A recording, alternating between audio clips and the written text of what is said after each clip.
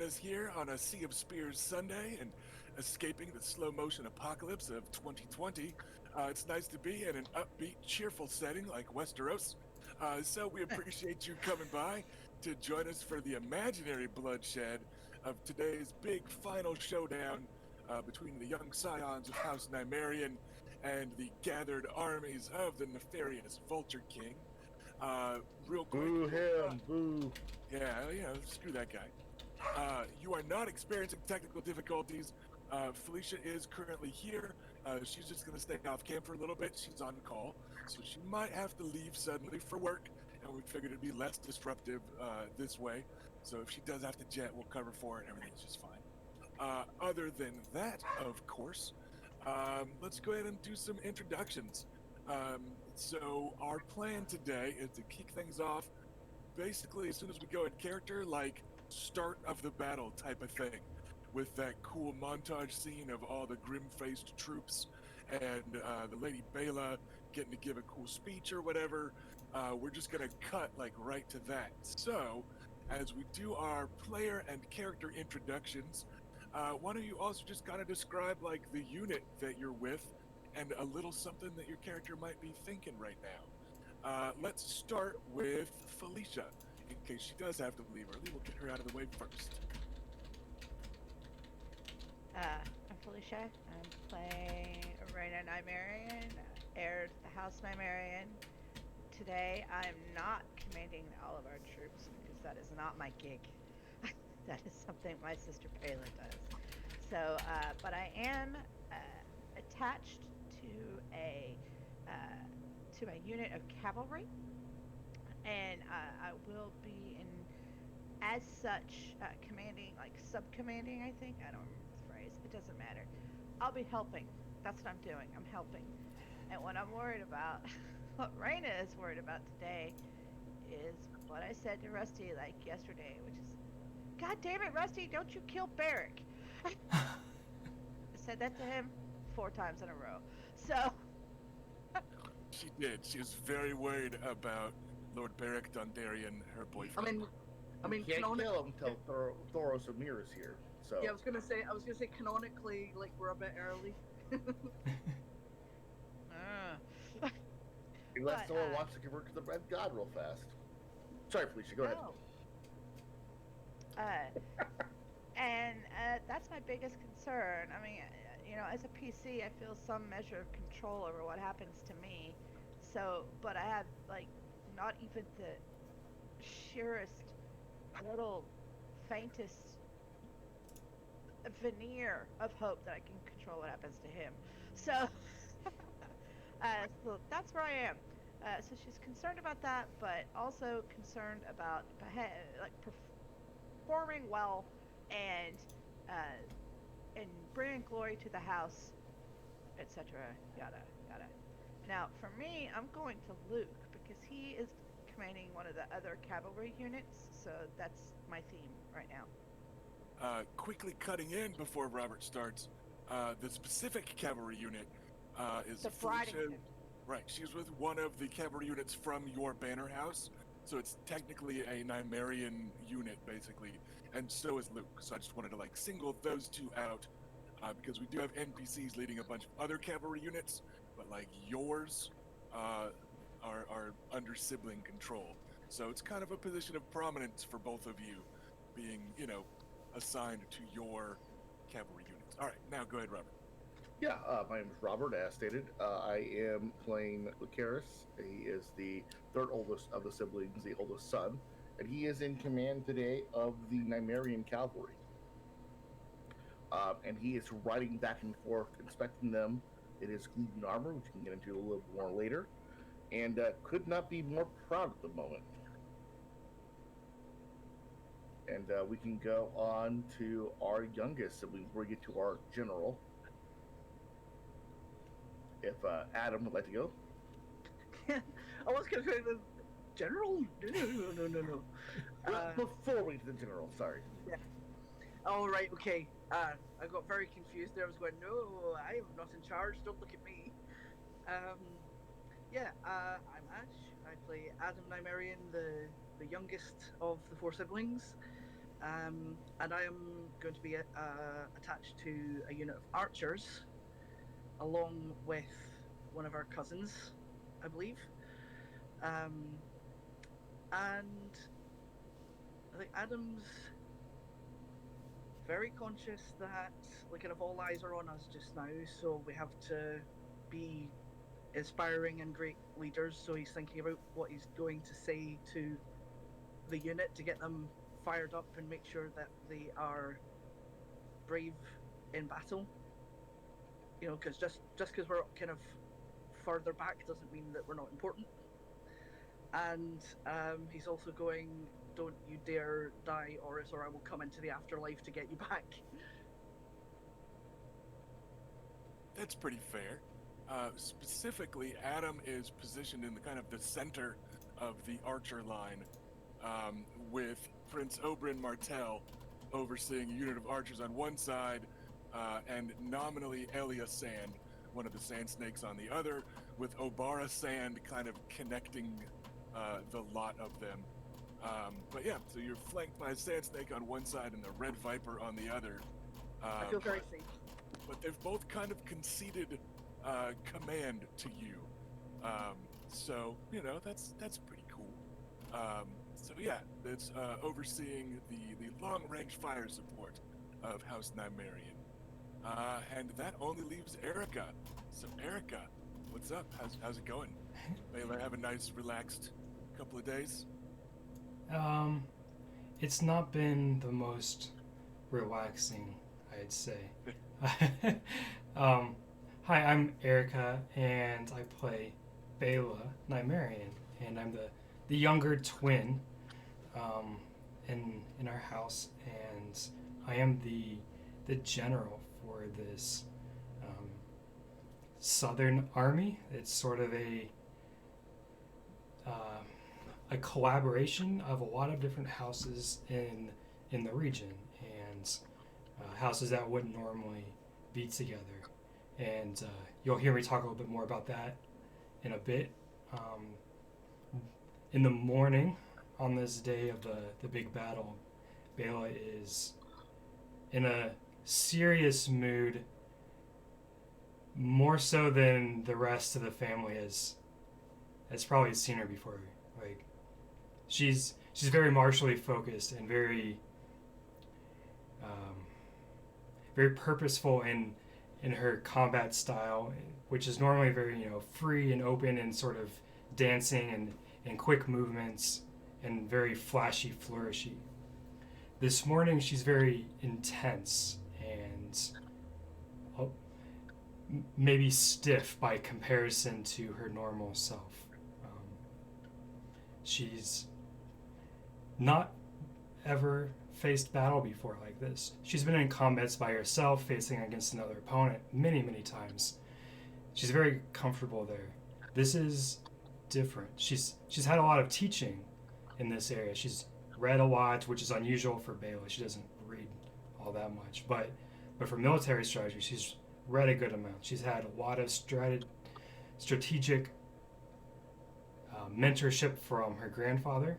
She's learned a lot from Aunt Elia and Sir Bridington. She has studied quite a bit on the histories of Westeros, but studying it and hearing about it isn't the same as doing it, and that's where her mind is. Like, this is going to be a big test for her, and there are a lot of people counting on her, and so every single thing that she does today is going to impact her house, the other houses that are represented here, the sort of the fate of the region, as well as the lives of the small folk in the army, as well as the people in the village of Kingston that we're defending. So like, these things are just like circling in her mind of, she needs to do this right. She needs to be an effective leader so that all these different cogs can work together instead of working against each other in order to function. So she's sort of like very serious and focused, and probably comes off as angry and stern right now. So she is getting dressed in a gambeson before the battle, getting some food, and getting ready to put on the rest of her armor. Okay. And that's where she is as we start the day. Yeah, there's a different level of responsibility with being in charge of an army and defending someone's home and et cetera, compared to skirmishes with bandits. You know, a couple dozen people on one side or the other is one thing, but going up into hundreds and going up into thousands, it doesn't have quite as much room for flash and bravado as maybe most of Bela's contests to date. Also consider this, being the younger twin that she likes to joke around about a lot, that actually comes with not having the weight of the house on her shoulders, like, ever, really, right? Like, she jokes about it and plays it off and such, but, like, she's kind of happy that, you know, Rhaena has more of that housely responsibility where she could, like, brush off a lot of those sorts of lessons when she was young. But this part is, like, the part where she doesn't get to brush this off. This is her role for the family, and it's something that she's never had to, like, actually do before. So she's eager and determined to get this right, but a bit heavy with the weight of everything surrounding it. Pretty understandably so, and I think everyone would be a little more worried if she wasn't. Like if Bailey was like, anyway, let's go do this thing. Where's some That's wine? cool. Like, YOLO. So, we've got the PCs all nestled snug in their units, except for Bela, who is kind of overseeing the whole mess of things. And she's got an assortment of riders and squires coming back and forth to relay messages and to give orders for her and that sort of thing. We also have some NPCs, of course, that are embedded in a few places. We already mentioned, of course, the Red Viper of Dorne, Prince Oberyn Martell, is with some archers, kind of there to protect Adam, kind of there to not be on the front line because he got chewed up pretty bad in a fight just a few days ago, and this was his way of kind of bowing out of the front lines gracefully. There is Sir Miles Mooton, who is Miles Manwoody, the brother of Lord Manwoody here at Kingsgrave, who insists he has recovered enough from his kidnapping and torture, but he is with the final of the House Bridington / House Nymeria cavalry, the green unit that's kind of staying in reserve. He is staying in reserve with them, but he's going to give them a little extra bite if the poop hits the fan. We have, of course, young Lord Edric Dane overseeing the Knights of Starfall, who have come from House Dane to serve him, despite the fact that he's, 13 or 14 years old. He is still the Lord of Starfall, so they weren't going to let him come into battle alone. Escorting him, in a way, is a cavalry unit from House Swan in the Stormlands that is nominally being led by Sir Orys the Aurochs, who Edric kind of wanted to hide in the shadow of. In this fight, he would feel a little bit better with Orys doing the personal heavy lifting type of stuff. So those two, the kind of biggest and smallest of the named and individually statted NPCs, are going to be kind of co-commanding a double unit of cav. We have, of course, Lord Beric Dondarrion of Blackhaven, who's getting the occasional concerned look from the Lady Rhaena Nymerian. He is leading the cavalry from his home there in House Dondarrion. The infantry of House Dondarrion are being supported by the Lady Alysain Mormont of Bear Island. She is standing on her own 2 feet with her plucky squire, little Robert Frey, at her side. And they're going to be fighting from foot. And so is Sir Balin Swan, who is likely casting a few concerned glances at Lady Balin Nymeria. He is going to be overseeing the House Swan infantry that are kind of the core of the foot troops here in this Southern Alliance. And joining him in overseeing infantry is Sir Garrus Drinkwater, who is a banner knight in service to House Ironwood that House Nymeria and a very few of their allies know has been behind this rebellion slash revolt slash brigandry. But Sir Garrus doesn't seem to know that. So you've got some people keeping an eye on him a little bit, but he and the troops from House Drinkwater are still here on the field of battle and have shown no signs of anything except an earnest good faith effort. Which brings us the word effort to the final named NPC here on the field of battle, and that is Sir Edwin Wynn, who is a bannerman to House Manwoody right here in Kingsgrave, who lost his wife to the Vulture King's brigands in recent weeks. And House Nymeria was able to coax him out of his tower and back into the service of House Manwoody here in their hour of need. But in exchange, he and his axemen, who are riding on horseback and wielding these kind of faintly oversized axes, they've insisted on leading the charge. They are going to be the vanguard of the Southern Alliance. And there was really no arguing with Sir Edwin on that front.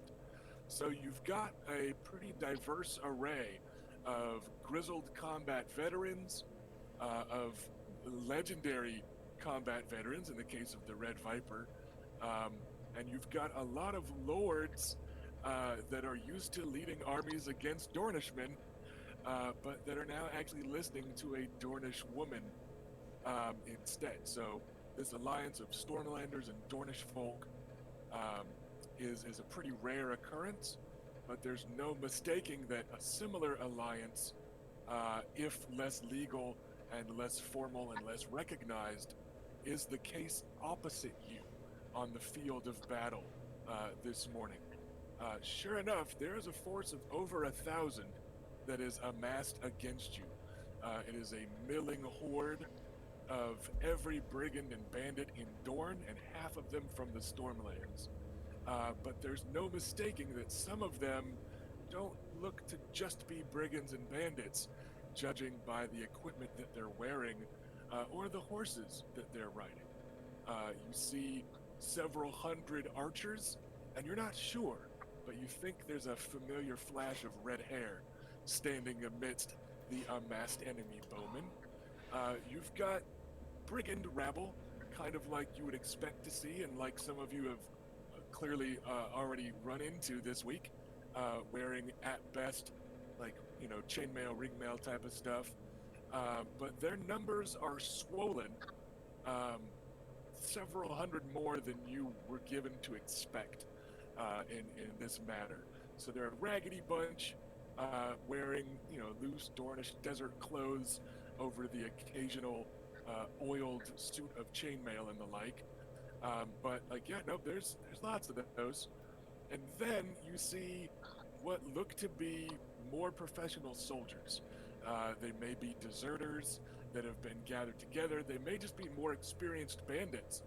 Given the training some of these bandits were clearly getting from the Butcher, some of them are more disciplined than you would expect, but also better equipped. And you see rows of what look like perfectly well-trained spearmen standing in clean ranks that aren't terribly different than the ranked postures of your own fighting men here on this side of the field. And then on either flank, milling around. You have units of light horsemen on the side of Jonathor Sand, the Vulture King. Those iconic Dornish riders that everyone fears, that are wearing lighter garb than your traditional Westerosi knight, but many of whom are also equipped with bows or spears for some ranged skirmish-style combat from their light, quick mounts. And you do see several dozen knights, just straight-up knights. You don't know if they're hedge knights down on their luck, if they are deserters from House Dane, if they are, just bandits that killed a knight and took his armor. But there's no mistaking the heavier war horses and the heavier armor that seem to be kind of the core of the Vulture King's army. So, House Nymerian absolutely has their work cut out for them today here in this big kind of sweeping battle scene as the cameras are slowly panning across the lines of troops on both sides. Numbers-wise, in terms of simply bodies on the battlefield, he actually has a larger army than you. You know that you've undercut his leadership this week, and that several of his lieutenants and captains have been killed. But just in terms of bodies, and boots on the ground, the Vulture King has amassed a larger mob of rabble than your Southern Alliance. You can't help but wonder that would necessarily have been the case if House Caron and House Fowler had made it here in time to join you. So you are still missing some allies due to Stormlander and Dornish squabbling. They're told they're on their way, and they've told you that they promise they'll sweep up, as the Vulture King runs. But it's hard not to miss them when you look out at a battle line that is broader than your own. So Bela, right before this battle kicks off, and before trumpets are about to blow and all that sort of thing, traditionally, here in Westeros, there's supposed to be an attempt at a parlay and that sort of thing. That is kind of the first step in a battle. Is an attempt going to be made to communicate with the Vulture King and set any sort of terms or get your eyes on your opponent? Yes, yeah, for a number of reasons. For those that you just mentioned, being able to size up the forces a little bit better, being able to maybe learn potentially if there's some reasoning to what is going on here, and figuring out if I can identify exactly who the Vulture King is. We've heard rumors, right? Like, we have some pretty strong suspicions on who it is, but we can at least confirm with this. And also, if it is who we think he is a knight and is afforded those sort of traditions that are expected in Westeros. And even though Bela does not care for brigands whatsoever, she knows that this is being recorded in history and will do the traditional parlay beforehand so that no one can speak ill of her house for not doing such a thing. Quick question though, who typically rides forward for the parlay? Is it just me, or do I get to bring a retinue? Yeah, it's absolutely normal to bring a handful of people with you. Like, nominally, in textbook perfect Westerosi fashion, it would be like the maester of the house acting as like a steward, like if they didn't have a steward, and then the lord of the house, probably whoever is the second in command of the army, stays back in case there's perfidy afoot, but another lord or two, maybe a couple of squires. So it's not unheard of for there to be 5 or 6 or 7 people that would kind of ride out to meet the opposite number. In theory, it's meant to be a last call for peace, just like kind of formal duels in real life, where like you're supposed to bring your seconds to try and talk shit over one last time, before the fight. It's the same sort of thing is supposed to be expected here. But yeah, it's not uncommon for there to be 5, 6, 8 people that kind of trot out there. Yeah, so you can kind of bring whoever. Okay. With that, I will bring our maester with us. I will bring Sir Lucaris with me. I will bring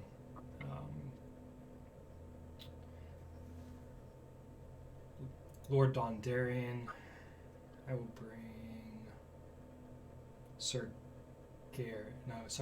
Wyn with me. And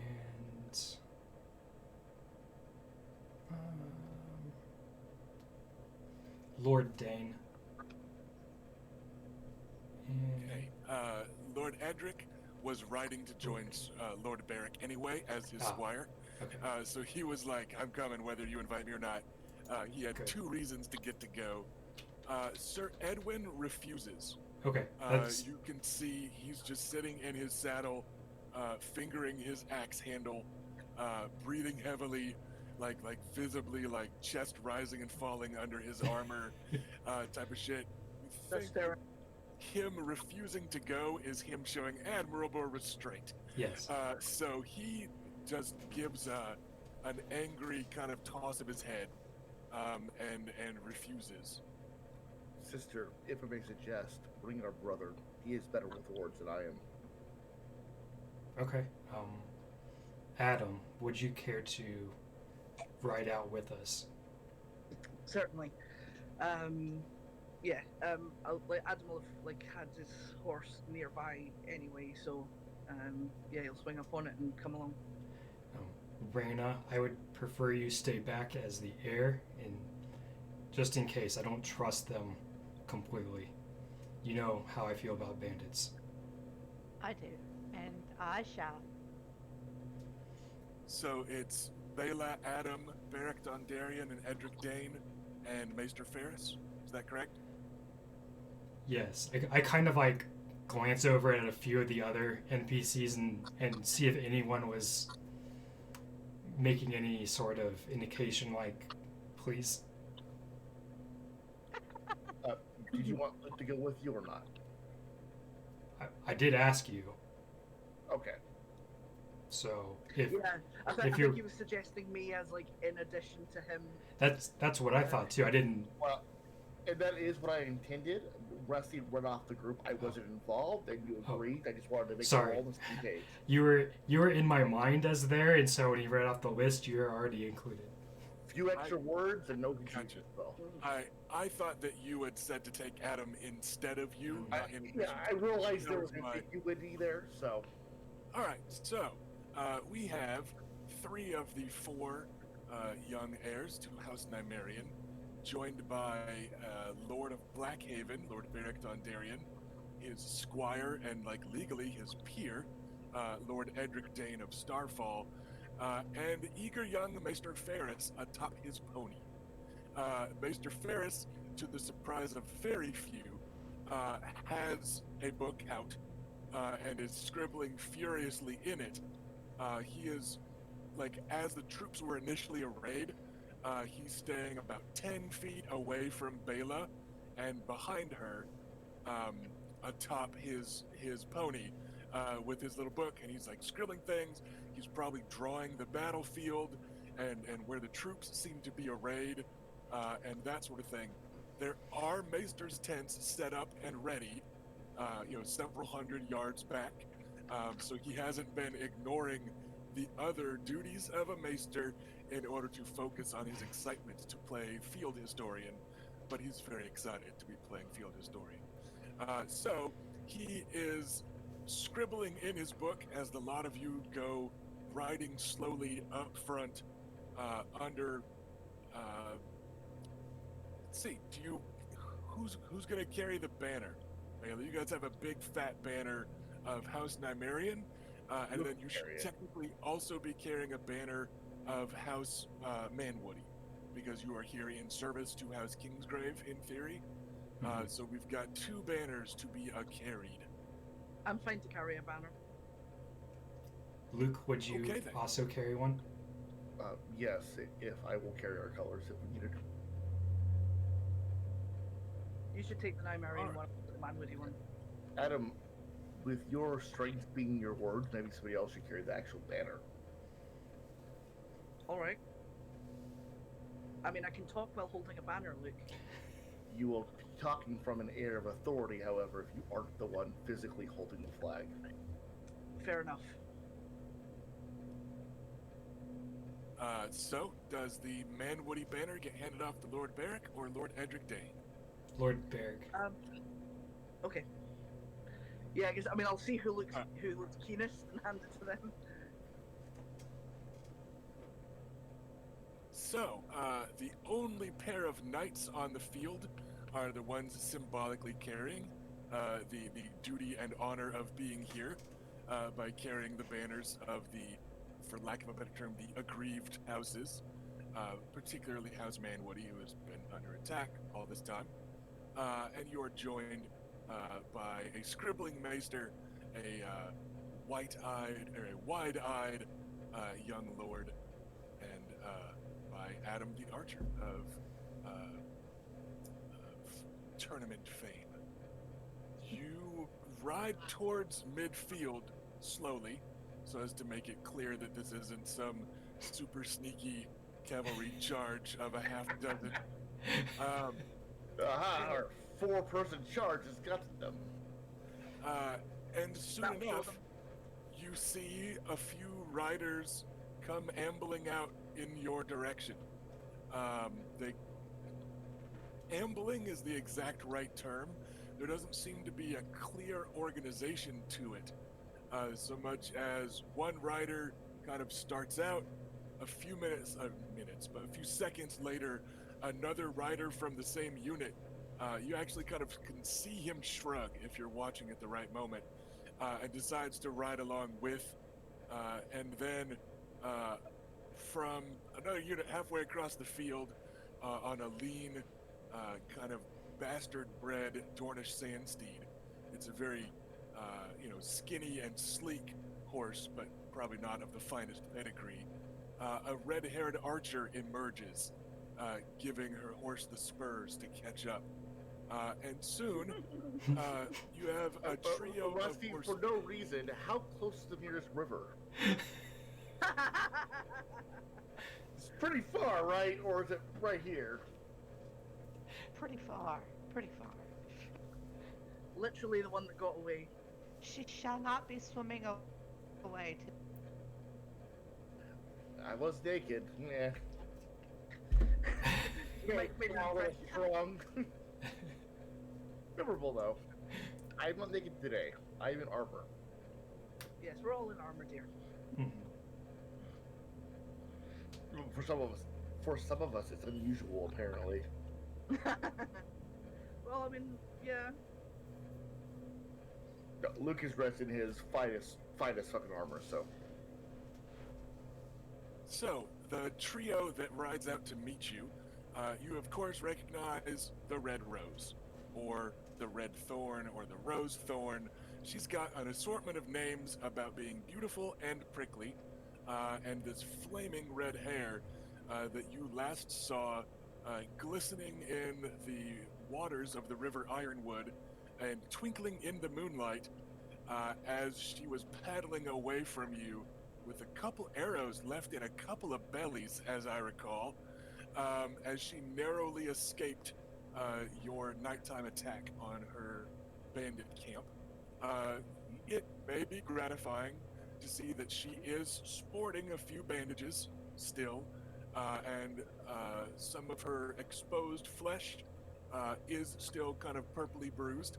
So it looks like she absolutely did not escape unscathed, but she's in better shape than the other lieutenants that you guys met this week. They did. And she doesn't seem to be cowed by her near miss. Maybe that sort of thing is pretty normal for bandits. You also recognize what is clearly a knight, and this was the first rider that came out to meet you. This guy is in, full, castle quality plate mail from head to toe, and he's actually wearing a knightly tabard of a house, but you notice that it's the backside of the embroidery. So it looks like he's just flipped the tabard inside out as some sort of symbolic turncloak type of thing. But he is wearing the colors of High Hermitage, the cadet branch of House Dane. The major House Dane is the Danes of Starfall. High Hermitage is where Gerald Dane is lord, as the landed knight of High Hermitage. And you do remember that from what you heard, Jonathan Sand left the service of House Dane of Starfall to go serve at High Hermitage sometime before leaving. But this can't possibly be Jonathan or the Vulture King. This knight has those classic Dane features of that pitch black hair and those eyes that are about as purple as yours. And he looks basically like Edric Dane plus about 30 years. He's got those Dane features, but it certainly isn't somebody your age that is a bastard of Robert's Rebellion. This man looks like a veteran of Robert's Rebellion. And Adam, as the bookishest of the Nymerian siblings, Just call me a nerd. you remember that this can't be the Lord of High Hermitage. He's too old to be for Sir Gerald, or Gerald, excuse me. I haven't decided how to pronounce the G in Gerald, like the normal way or like the hard G to make it sound more fantasy. But anyways, the Dark Star. This is clearly not him. He is too old for that. But you do remember that the Dark Star had an uncle, Sir Alfric Dane of High Hermitage, that was being, the brother of the landed knight, did not stand to inherit. But this fellow looks to perhaps be that, with the quality of the armor, those strong Dane features, and he looks to be early mid-40s, which pegs to about the age that you would expect. So you suspect this is Sir Alfric Dane of High Hermitage, kind of at a glance. And then the rider that left third, as though he needed a moment to decide whether to come or not, is a gentleman of approximately the age of the twins. Looks to be about 20. His skin is the sun-bronzed skin of somebody born and raised in Dorne. You either tan or you die, or you stay inside all the time, right? And this is somebody that has been outside and has tanned quite a bit. He also has the dark hair of several houses that could be Dornish or Dane-style hair, but his is cropped very short. Think of the hairstyle of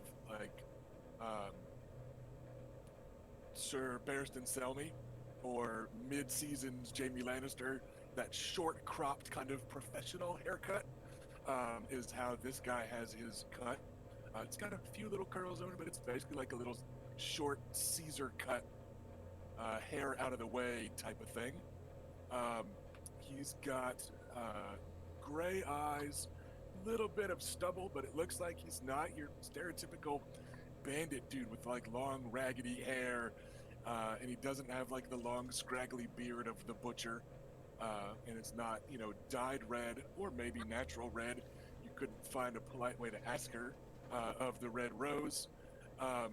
Just doesn't seem to really stand out compared to the lieutenants and stuff that you've seen, but you can't help but notice that this Knight of High Hermitage and even the bold Red Rose, the Bandit Queen, they both stop further away and cast glances over their shoulder, waiting for this third rider to appear. And as he ambles up the last few steps, like you think maybe he's enjoying that everyone has to wait for him, he holds out an arm and a buzzard. Like in real life, they're just called a common buzzard. They're not the weird, like, hairless ones with the ugly necks and stuff. Just kind of looks like a falcon or a hawk. But it's a golden buzzard of Dorne. Swoops down and lands on his wrist. And then he gives a little laugh and tosses his arm, and the bird circles away overhead with what you think might be, like, protectively. Because you feel a little unnerved every time the shadow of that bird kind of passes by. And you wonder about all the myths that Northmen tell about people that have the ability to talk to animals. And you think about the Vulture King as a title, and you wonder how much spying you could do with armies of buzzards and vultures. And it's definitely a power move. So it's a little unnerving. But eventually that third rider ambles up between the other two on a humble Roundsey. It's not a particularly well-bred horse or anything. And he's wearing pretty heavy-looking armor. Maybe not quite full plate, but it's also professional, kind of castle-forged make. Definitely reminiscent of the armor worn of that Knight of High Hermitage. But the only color that this third rider has on is a bold red sash that you've seen repeated time and again on a lot of these bandits. Just a 4 or 5 foot length of red silk tied around his sword arm and fluttering in the breeze as he sits on his horse and looks at you with an almost unreadable expression. He's not smirking or anything like that, but you get the feeling that he doesn't have high hopes of a parley accomplishing anything.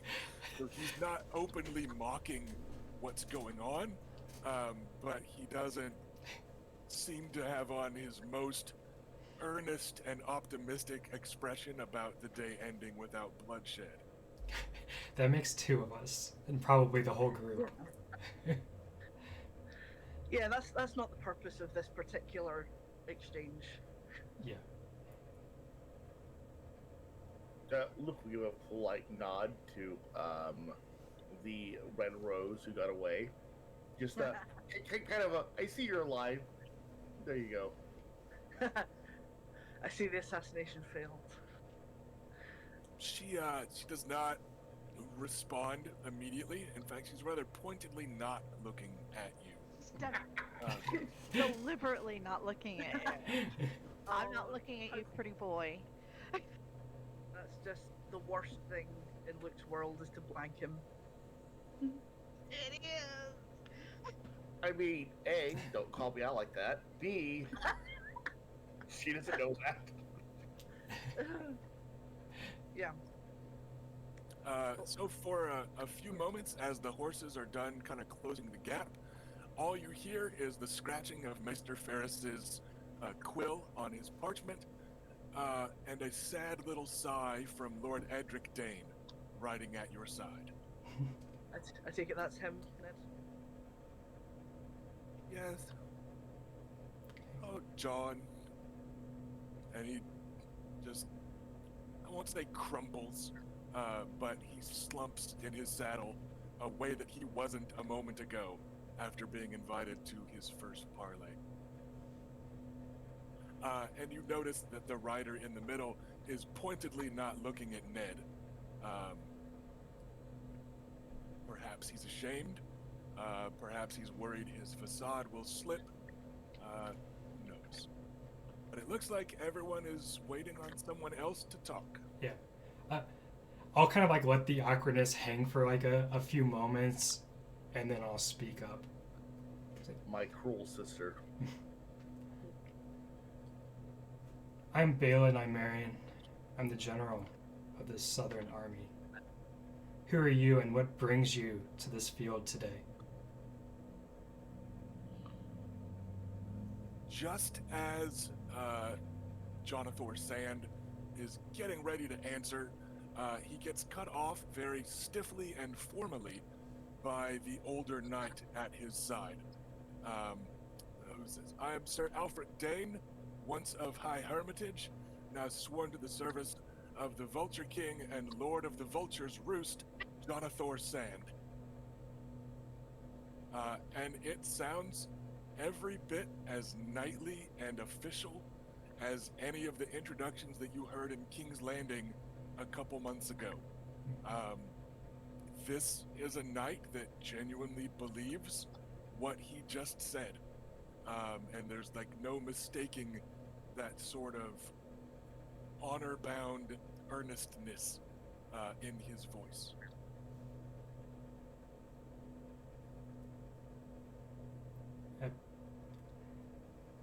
And why are you here today? Why do you bring an army to this field? Sir Alfred Dane opens his mouth to speak, and Jonathan Sand just gives him about the same gesture as he gave his bird that he sent away. We brought an army for reasons you well know. There's a dispute with the formal powers in Dorne as to whether or not I have the right to claim the Vulture's Roost, to repair it, and to make good use of it.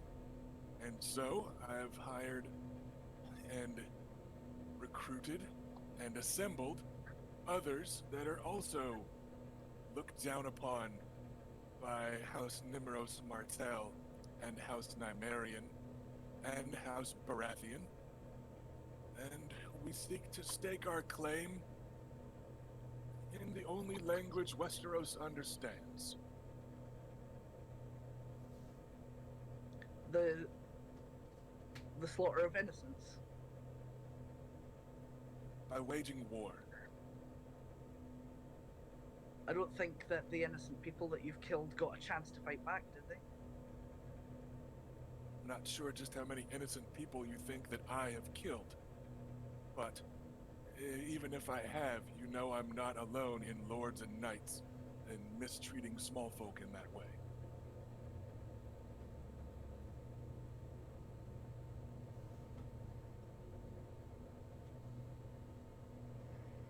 Perhaps not, but it is. But your grievance with your liege lord is no excuse to take it out on the innocent.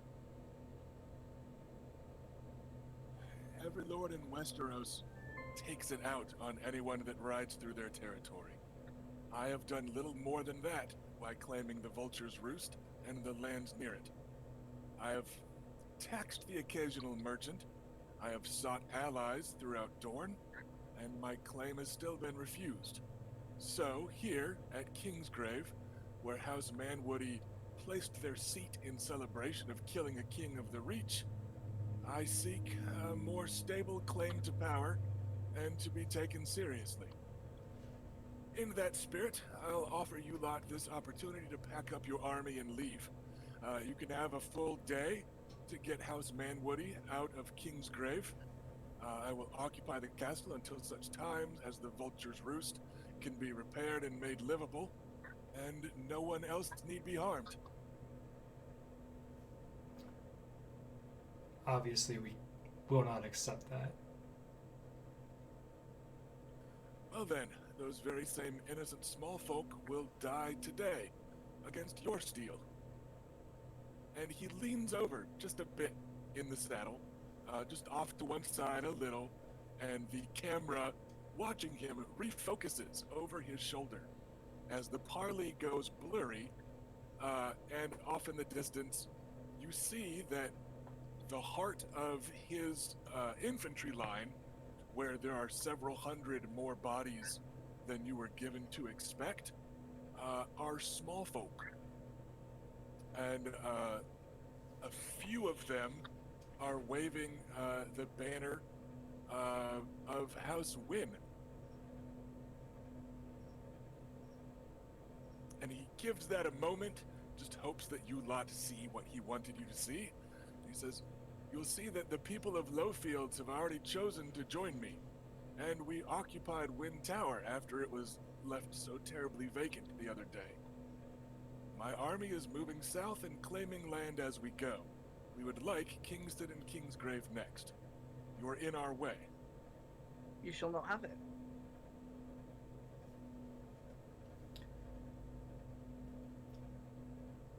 You talk as if you have a right to the land that you are claiming. This is not so. Just like any other thief and brigand, you attempt to take what you desire, not which that you have gotten through proper means, through earning it. I seem to remember Robert Baratheon claimed an entire kingdom that way. Oh yes, because keeping the Mad King would have been a wonderful situation. Your grandfather thought so, or have I misread my history books?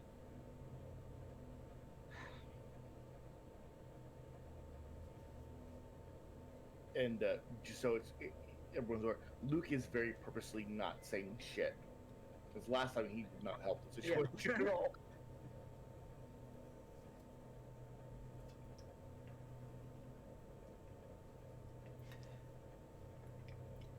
Those actions are in the past. People have chosen the sides that they are on.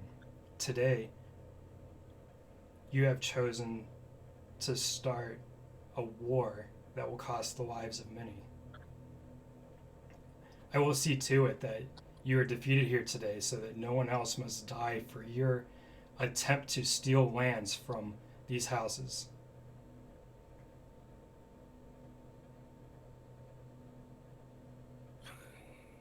He just lets out kind of a disappointed but not surprised flavor of sigh. But then you hear Lord Edric Dane, the jangle of spurs, and his horse trots forward just a few steps, and it is high-strung as fuck. You guys recognize, Adam in particular, you recognize a nervous and tense rider and what they do to a horse. And Edric is barely keeping his shit together right now, and you see him just clutching the reins of his horse as the horse is kind of starting to slide sideways and high step with nervous energy. And young Lord Edric Dane just says, "Jon, what are you doing? You don't know that you're supposed to be Lord of Vulture's Roost or any place else. There's no proof that Lord Manwoody was your father. Gerald could have made the whole thing up. There's no proof." And then he gets cut off by Jonathor saying, "There's no proof otherwise. Luke raises an eyebrow. More populated lands have been claimed on thinner evidence. Even if I am just one of Bobby's bastards and some mewling orphan created by a war that started before I was born, no one's using Vulture's Roost, and I should be able to claim it as such. And since it was Kingsgrave that first amassed an army to stop me from doing so, I'm going to take their home, as they tried to take mine." Tell me, the peasants that you're about to have fight for you, do they know that they will almost certainly die? Or did you feed them stories about glory and victory that you can't possibly fulfill? If they die, it will be to your steel, and because you lot stole their armor. You brought them here. Yes, just as you brought your After- small folk. After you had their lady carved into pieces. I did no such thing. And the man that did, I posted on the far end of my land until you lot killed him. I think we're just trading a pointless argument about who did what to who. you may have had a legitimate grievance, but you have chosen to stake it in a way that we can't allow. This disruption is not good for Dorne, and it can't continue. If you will not stand down, then we have no choice to fight. But then, no choice but to fight. I offered. You refused. I am an outlaw because I have attacked merchants passing through my lands. You lot attacked a caravan, bringing supplies to my army, and did nothing that my men have not done in the meantime. I tax people, you tax people. I have brought small folk to this fight, you have brought small folk to this fight. Why must I be the one that stands down instead of you? Rusty, have we brought small folk to this fight? Yeah, like your armies. Like that's all armies are, is just big ass numbers of small folk. They tend to be armed and equipped better, but you guys took the armor that he was going to use for those 3 units of peasant infantry. I think if we were accusing you of that, you would say that that is simply what war is. Wouldn't you?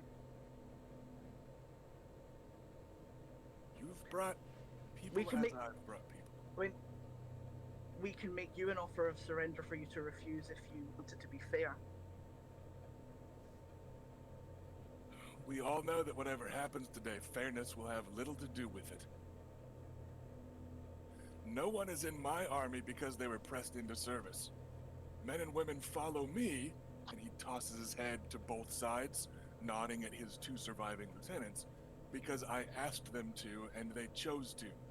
Can you say the same about everyone in your army?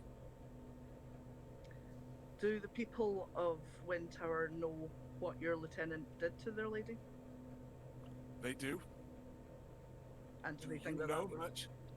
Do you know much about the Lady of Wind Tower and how heavily they were taxing the people of Lowfields?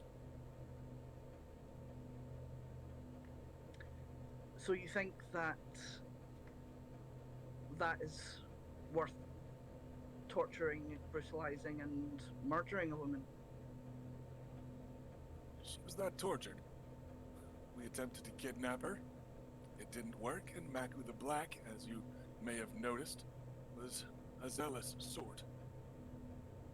But such a thing could be said for other women in other places.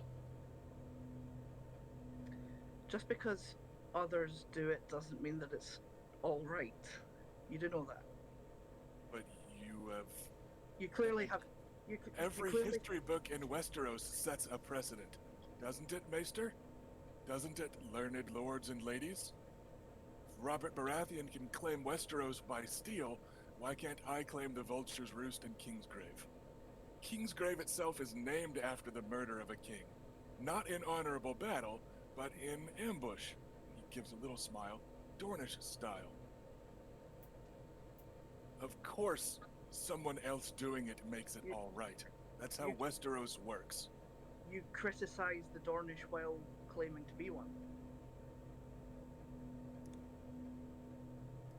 Do you deny that a king of the Reach was ambushed a few miles that way and slaughtered? Do you deny the Dornish style of warfare is one of, how was it phrased? Guerrilla tactics, stealth, and mishonorable conduct, which is out of character, a direct quote from the Invasion of Dorne history book, like the preamble of it, etc., etc. I do not, but I take issue with the application of it to everyone. For example, for example, if we were only concerned with dishonorable conduct, we would not be having this conversation, right? I'm not trying to talk you out of your course of action. I just want to fully understand why and make sure that the last words that you wish to say are recorded for posterity. And to make yourselves feel better for slaughtering the small folk to come. Yes? Well, that's just war, isn't it? Apparently so. You said so yourself. Good luck. We'll see how things look by high sun. May your And gods, may your gods have mercy on you.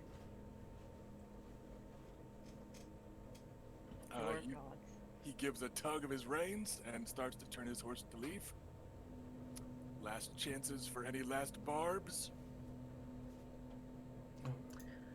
I mean, I think my parting words are sufficient.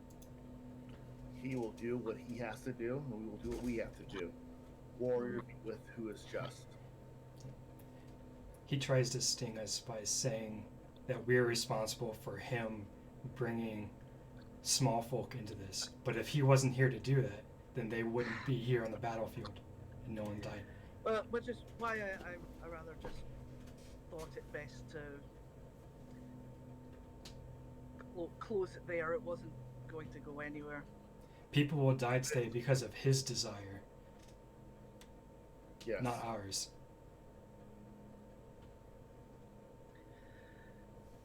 And Well, who well, says this quietly, and we will do so under the orders of the usurper. well, I mean,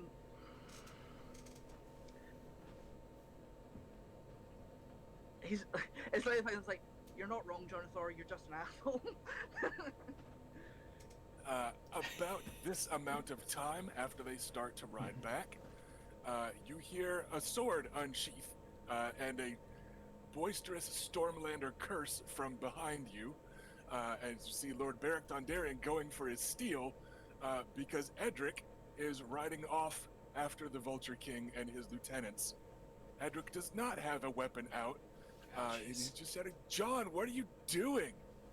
And the Vulture King stops and half turns his horse. He holds out a hand to stop Sir Alfric and the Red Rose from going for their weapons. And you can't hear what is said between the two of them. But they stop really close to each other. There's no denying that grabbing the 13 or 14-year-old Lord of Starfall and dragging him back to his lines would absolutely be a bit of a power move. But instead, before they turn and ride away, Jonathan Sand reaches out and tousles Edric's hair, and then turns and heads back towards his line. Luke turns towards his own lines, kind of gives his horse a little giddy up, and rides back into formation. Ned rides back to the small group of you as you're making your way back. Lord Beric is cussing him out something fierce. Fool boy, you always better. I could have gotten killed on me holding this damn banner instead of being able to cut anybody down. In flustered, paternal helplessness. But you can tell that Ned's just trying really hard not to cry. Oh. Like kind of, but like before we have to kind of go our separate ways, I'll kind of make sure to like get up alongside him and like give him like a squeeze on the shoulder and just kind of let him know that I see what he's going through and I'm here for him and he's going to be okay. He's not bad. He's just wrong. No, but he's not bad, Adam. I understand that. I really, honestly, I really do. It's not that he doesn't have something there to address. It's the way he's choosing to address it. That's all it is. And if he won't listen to reason, there's not really anything we can do. But we've done our best to understand what was going on. And with any luck, we can end this as well as possible. All right? You're going to be all right. I promise. He just frowns very, very deeply. and then straightens up in the saddle, squares off his shoulders, and tries to look lordly before heading back to the lines. Yeah, I guess I'm just kind of prepared for, like, you can by all means come to my tent and fall apart later if you need to, but we need to do this now, kind of thing. So, anything else that Bela has planned before the battle? She'd address the troops. Okay. So, Ash, go ahead and get your dice handy for some deciphering stuff. Yeah. Right, so... So, do we want to do speech first and then deciphery flashbacks? Or deciphery flashbacks and then speech? I will leave it up to you two. Oh, I mean, I think probably deciphery flashbacks first, because I reckon speechifying is going to be a thing that we're all going to do a bit of, so have things in compartments. All right then. Short. Mine is short. It's literally just like a paragraph. It's really short. Oh Lord. We love you. It's not. It's 16-point text. It's not like a paragraph. 18,000 words. It's not like I wrote a whole Yeah, piece on it.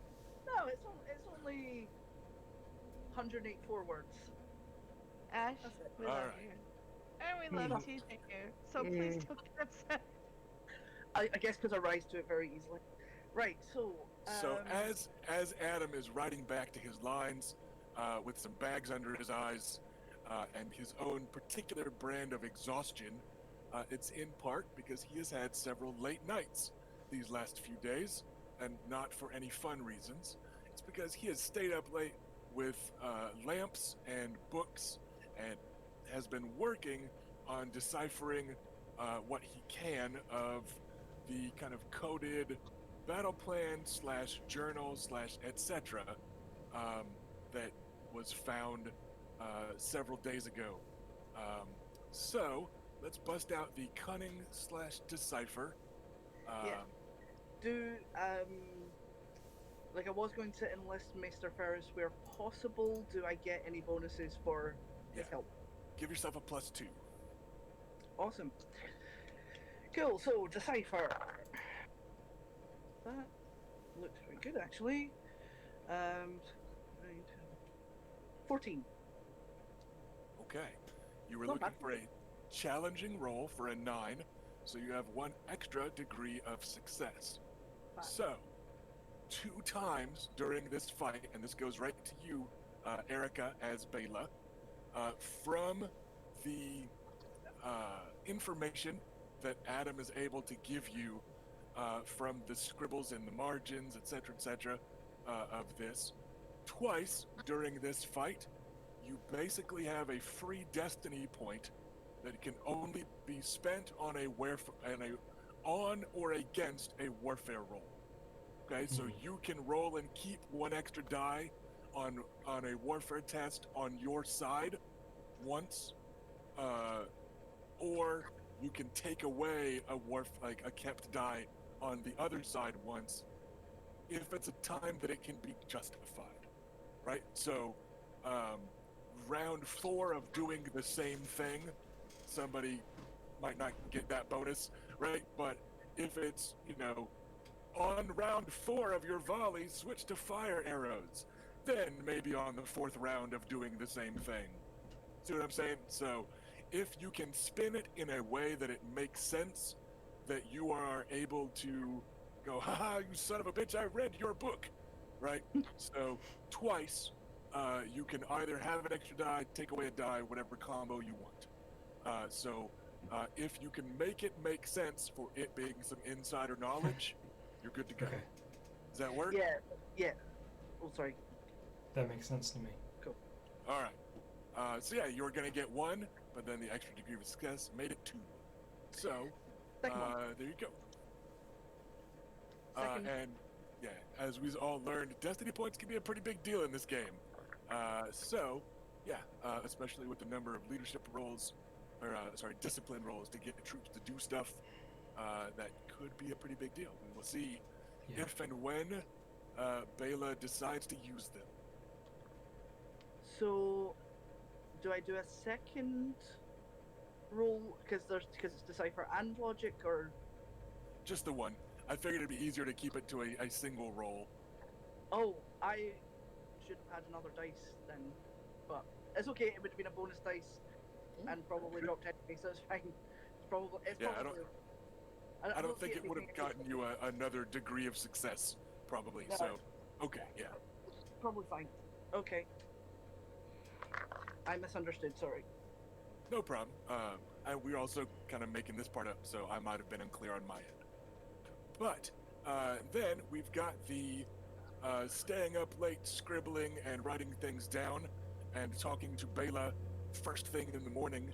Flashbacks taken care of. So I'm going to pass it to Erica to decide which of your lieutenants here, and we're just going to do player characters. I'm not going to give a speech for each NPC. Though maybe Oris will get one. Oh, It'll just be, What? it'll be keep up. Like heavy sigh. Just Well, this might as well happen. follow Edric, not me, right? You know, something cool like that. But yeah, so Erica, you or one of your PC lieutenants that wants to, it's your call. Who is up to speechify the troops? Okay. I think I'll go last. To keep last word for myself, and I'll start with Adam, if you're good with it, Yay. to go first. I am good with it. Yeah. Okay. To set the stage just a little bit more for the archers, because you guys did have one more thing to accomplish.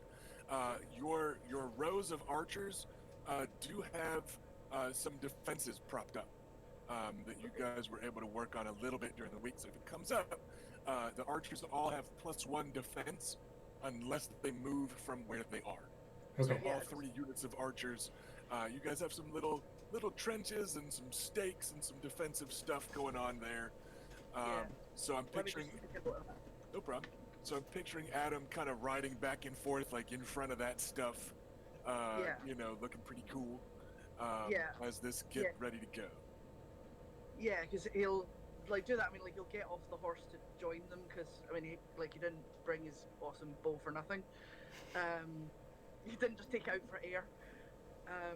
But yeah, like while making his speech, I guess he'll like ride up and down the line. And yeah, like he's really like he's proper trembling, but like tries to sound authoritative and tells them, Jonathan Sand wants us to fear him, but we will refuse to.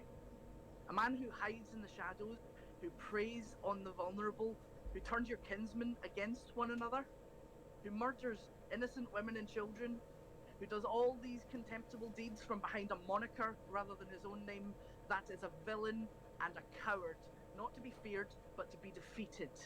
We see the banners of the enemy approaching, and soon now we will meet them face to face. I am resolved to live or die amongst you all. They may be greater in number, but while we stand together, none of them shall pass. And when this day of battle is ended, we will meet again in the seven heavens or on the field of victory. We may not be charging into close combat with his forces, but we shall be as death from above to them. Send every arrow on swiftest wings into their ignominious hearts. Blot out the sky. Deprive them of its light before they perish. For justice, for Dorne, send those traitors to the seven hells. Holding Heartpiercer in the air. You hear an exuberant whoop from the nearby and listening in Elia Sand, instead of a snarky comment. And her troops and your troops and the archers on your other flank all let up some roars. Several of them are just stomping their feet on the ground instead of like applauding. Not several, but many, dozens. So you've got this kind of earth trembling beneath you from the power of your speech type of vibe going. And let's go ahead and say that you will get a +1 to the total of your first warfare roll of the fight. Not +1 die, but still +1 to reflect their confidence in Adam the Archer and in having the Red Viper of Dorne and a Sand Snake overseeing them, and their confidence in Adam the Archer is no doubt all helping. So, yeah, do things. Totally worth it. Who is up next? Reyna, would you like to go next? I hadn't planned a speech. I thought we were all part of your force. You can say something to the knights, to the cavalry that you're with. Yeah. You just go, yo, Barry, let's bang after this. Damn. Ash. Sorry. That was already given. It's for the after party. Seriously, I thought it was all gonna be just Bela. Yeah, you could But I will abstract It's look okay. at cavalry around me, and I have my cool helmet on, but it's open, you know. And all I'm gonna say is that I'm just gonna look at them and say, I am honored and proud to ride into battle with you today. And I'll see you on the other side. That's all I got because I wasn't prepared. It's okay. No bonus for that, but they don't like I'll go home. We got it. We're leaving. So nobody packs it up or anything. You've got that Valyrian blood, the air of authority, and the loyalty to House Nymerin. It's certainly enough. They don't seem to have been expecting a fiery speech from Reyna, the Ice Bitch of Dorne. I'll take that. I believe that makes Sir Lucaris up next. So, as much as Adam set me up, Reyna has kind of unset me up with her speech. So, Luke is riding back and forth. He's in his gleaming silver half-plate mail over the kind of dull metal mail in the deep red leather. His hair is blowing in the wind as he has his helmet off. And he is on his horse, which is covered in leather barding. And he's kind of riding back and forth. And he goes, I will not squander your time with fancy phrase or poetic prose. Instead, I will say this. Stay close. Watch each other's backs. If you are separated from the group, then look for me and rally. We will make our house proud. He pauses for a moment. And as for our opponent, if he is to be king of the vultures, then let us ready him for his subjects. Oh, nice. He's gonna raise his spear in the air. Very And nice. We'll go with a +1. So yeah, first warfare test you make of the session, or of the battle, I should say. Go ahead and give yourself a +1 to the total. Neat. And that just leaves Bela. Okay.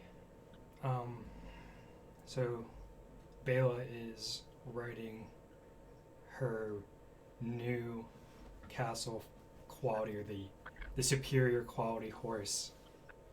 Her destrier, Midnight. Midnight is huge, powerful, and strong.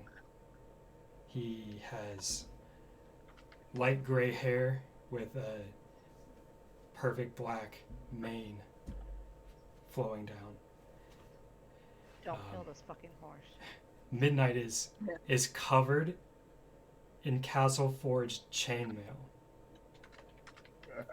That is expensive as fuck, by the way. Yes, it is.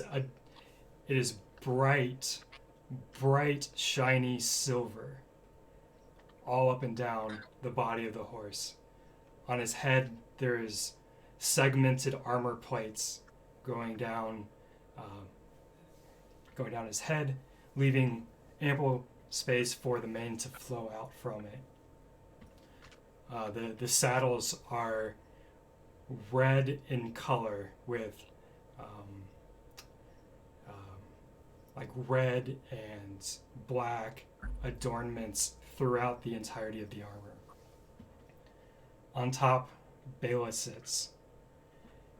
She's wearing her very parade-friendly and very protective Brigandine armor that she wore up in King's Landing.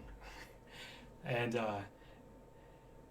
it's that very stylized sort of like plates over each other, but it's not like plate mail, it's Brigandine, so it's a little bit wider than that. And it has her personal symbol on the front, which is the two dragons that are kind of like twisting around a central spear. Kind of like Caduceus, if you're familiar with that symbol, but it's that with some dragons and a spear in the middle. She is carrying her helmet on the side, which is the very shiny silver with a very feminine face for a mask on her helmet. And it has a big plume of bright red, like a mane going down the back of it, reminiscent of a horse's mane. In her other hand, she's holding onto Sunfire, the Valyrian steel spear of her family. And she is riding back and forth around the forces as they have lined up on the field. 7 units of cavalry, 5 units of infantry, 3 units of archers, and 2 units of guerrillas. She takes time to pause in front of each of them as she's making her way around, giving them a glance of appraisal, encouragement, and affirmation before proceeding to the next. After visiting each of them in turn, she returns to the center, and in the loudest voice of a Dornish woman can give in the area, she addresses all that are within earshot. Today, all of us are here to stop the rampage and violent killings of the Vulture King as he has preyed upon our people. Many of us wouldn't normally be here with each other. We've come together from very different areas of Westeros. Dornish people, Stormlanders, and some even from more up north than that. She kind of like chuckles a bit with a smile. We don't normally get along all that well, but here we are today, together, fighting a menace who threatens all of us and our lives. But not just our lives, those of our families. They threaten our livelihoods, our homes, our ways of living. And you all have come here together, not just to defeat them,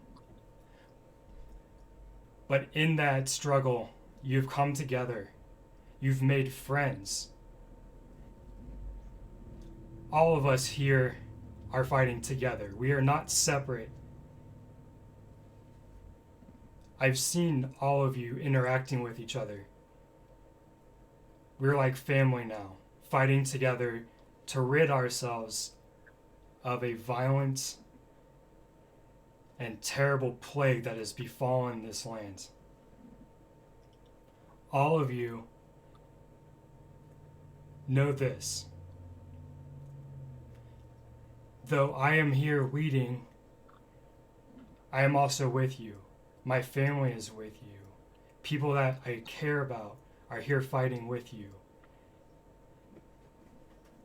You will emerge today victorious because of this bond we have formed together. We will not let these murderers, these thieves, these brigands come into our homes to take what is ours from us. We will stop this today, and the glory of battle will be upon all of us, all of our houses, together, united in one force to defeat the Vulture King. And I raise my spear up into the air, and I'll say, Yay. glory to honor and victory. Woo. Do you rear back on your horse to look extra cool? Yes, if All she right, can do good that. answer. There is thunderous applause. Infantrymen are banging their swords against their shields, or like smacking the butts of their spears into the ground. Archers are waving their bows overhead. You hear Lady Mormont just bellow at the top of her lungs, like louder than the infantry unit that she's with. There is an absolutely positive response to the troops who have seen the young scions of House Nymerian come and go all week and come back bloody and, carrying the head of another lieutenant from the Vulture King. They've seen you guys working all week to do what you can to prepare, and they know that today is the day for them to pay that back. So you have absolute just thunderous applause. So what we're gonna do there for your speech, Bela, is at one point during the fight, you get one bonus die. Not the full kept die of the Destiny Point style, but not a flat +1 that you have to use on your first roll. Okay. So just at any point during the battle that you are giving a warfare test, Okay. or you can give that to somebody else making a warfare test as the leader. So if somebody else you Gotcha. think needs a little extra oomph, you can give them the bonus die instead. So, Okay. um, Also, with- quick note, I forgot to mention, I'm wearing the cape that Adam had gotten for me to commemorate the trial by 7 in King's Landing. I forgot to got mention his it, but Has Luke got his on too? Luke is just the 9, so yes. and he's wearing a shirt and everything. He's got armor, he's got a shirt on. He won't be baited into fighting naked this time.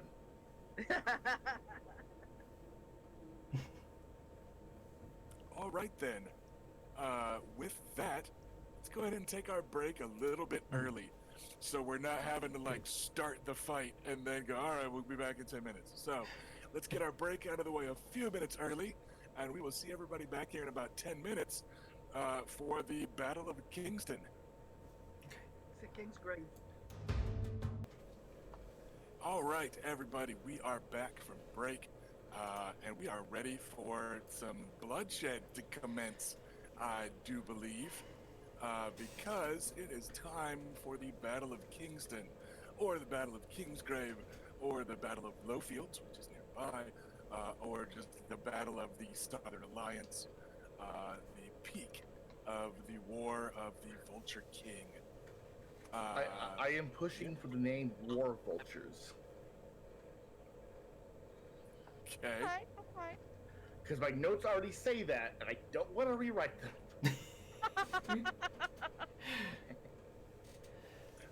Basically, it's all up to Mr. Ferris as the one with the book. True. So we'll just have to see how that goes. A quick kind of disclaimer for viewers, whether watching live here on Twitch, hi everybody, or if you're gonna hit us up on YouTube later on. Hi, everybody else. Yeah, like hi everybody else. Comment below on how we suck. these rules can be a little wonky. We've already run into a few little quirky rule spots in just personal combat, and a lot of those issues are exacerbated in the larger combat. So what we're going to do today, though, is rules as written. The only possible exception we would make is if like a PC is going to die from like one single roll, right? Then we'll be like, all right, well, burn a destiny point, you're not dead, everything's fine. But yeah, we are going to run these rules as written. We are going to ignore the fact that one combat round is 1 minute, because if it comes down to it, we're not going to be like, yeah, the battle was over in 4 minutes, right? Like, that's not a very cool story. So we're going to be fuzzy on the scale of time at the end of all this, but we are otherwise going to go through step by step and run this battle with rules as written from Chapter 10, Warfare, in the Song of Ice and Fire RPG. So, if we run into a few wonky things that are difficult to make sense of, we will make sense of them later, and we will maybe adjust the fluff a little bit to just like make things not feel like whatever they might end up feeling like, depending on how the D6 roll. So we are going to do it though step by step. Step 1 is determining the battlefield. We've already done that, and I've basically taken it out of everybody's hands, and that we're just going to keep it neutral and simple. It is a mildly tilted plain of, kind of scrub grass on the edges of the field where the peasants grow their crops and stuff. It's smooth, it's even. There's no river for the red rose to jump into. There's nothing. It doesn't count as desert. Per anonymous player request. Yes. It doesn't count as desert because desert actually causes a slow movement rule where just everybody is slower, which is kind of silly in terms of what it does to movement speed. We're just keeping it all neutral and even, with the exception that some units have been able to create some small defenses for themselves. Like the archers all have their little defensive measures up. But for the most part, we're not going to bother with the rules for terrain and that sort of thing. Okay, so that is step 1. Step 2, unit and leader placement, we mostly already did when we assigned all the NPCs and PCs and that sort of thing. But we did not make the stealth rolls for concealed units. So, you guys have a couple of units of guerrillas that are taking up some positions in the tall grass. And maybe I've also got some dice to roll on this side. I don't know. It could be mind game. Who knows how many units I'm making stealth tests for the Vulture King's army. Don't make me go in there and hurt you. I'm not scared of you, woman. I'll kill your character. Would you like me to roll for Don't our you units? talk to my sister like that. Yes, Bela. If I'm not scared of Felicia in the next room, I'm way less scared of Ash across the Atlantic. Hey, Sorry, Felicia, sorry, buddy. Oh, No pressure, but I'll help pay your bail, whatever happens. That's not gonna happen. So, let's start with the official House Nymerian guerrilla unit. Roll their stealth. 13. And, okay. Alright. And then the House Sandstorm guerrilla unit. 12. So Okay. a couple above average rolls. They are. Alright, so that ends the unit and leader placement. So there's that. And again, to be clear, the House Nymerian guerrillas are kind of on either flank. They're out at the wings of the army, hunkered down in the tall grass, being all sneaky-rific. Step 3, parlay and terms. Done. Neither group attacked the other under the banner of peace, so neither house lost 1d6 influence. So that was good. Yeah. There wasn't actually a terribly formal exchange of terms of surrender, so we're just kind of have to see how things go. And it is probably going to vary from kind of unit to unit later on in this battle. Because keep in mind, some of your opponents are knights, and there's different levels of expectation for them than for small folk rabble. So I don't think we're necessarily looking at army-wide terms of surrender / capture / whatever, so much as, well, we're just gonna kind of see what happens from unit to unit, and just kind of see how things go. Which brings us to step 4, which is initiative. This is going to set the order in which each commander, which is Baela Nymerian against Sir Jonathan Sand, are going to be giving orders. So we open with a warfare test. This uses strategy is the specialty under warfare that applies, and it's just basically an initiative roll. For once, luckily, armor does not slow you down, because that would be extra weird. Yep. But yeah, so we're just going to make warfare rolls from the 2 leaders using the strategy specialty. And as an aside, Baela, like, if you wanted, this could be one of those destiny point expenditures or your bonus thing, just even though we haven't technically started, these count. So I have 2 things. First one is, do we end up rolling initiative every single round of this? Or is, once we set this, it's going to be set? It returns to step 4 initiative Okay. every round. Okay, so we will re-roll. Okay. Yeah. That kind of changed, like... And again, yeah. And again, like, I know we haven't been doing that in other fights, but like for this one, we're going to do it rules as written. It can lead to some jankiness of, going second one round and going first the next round.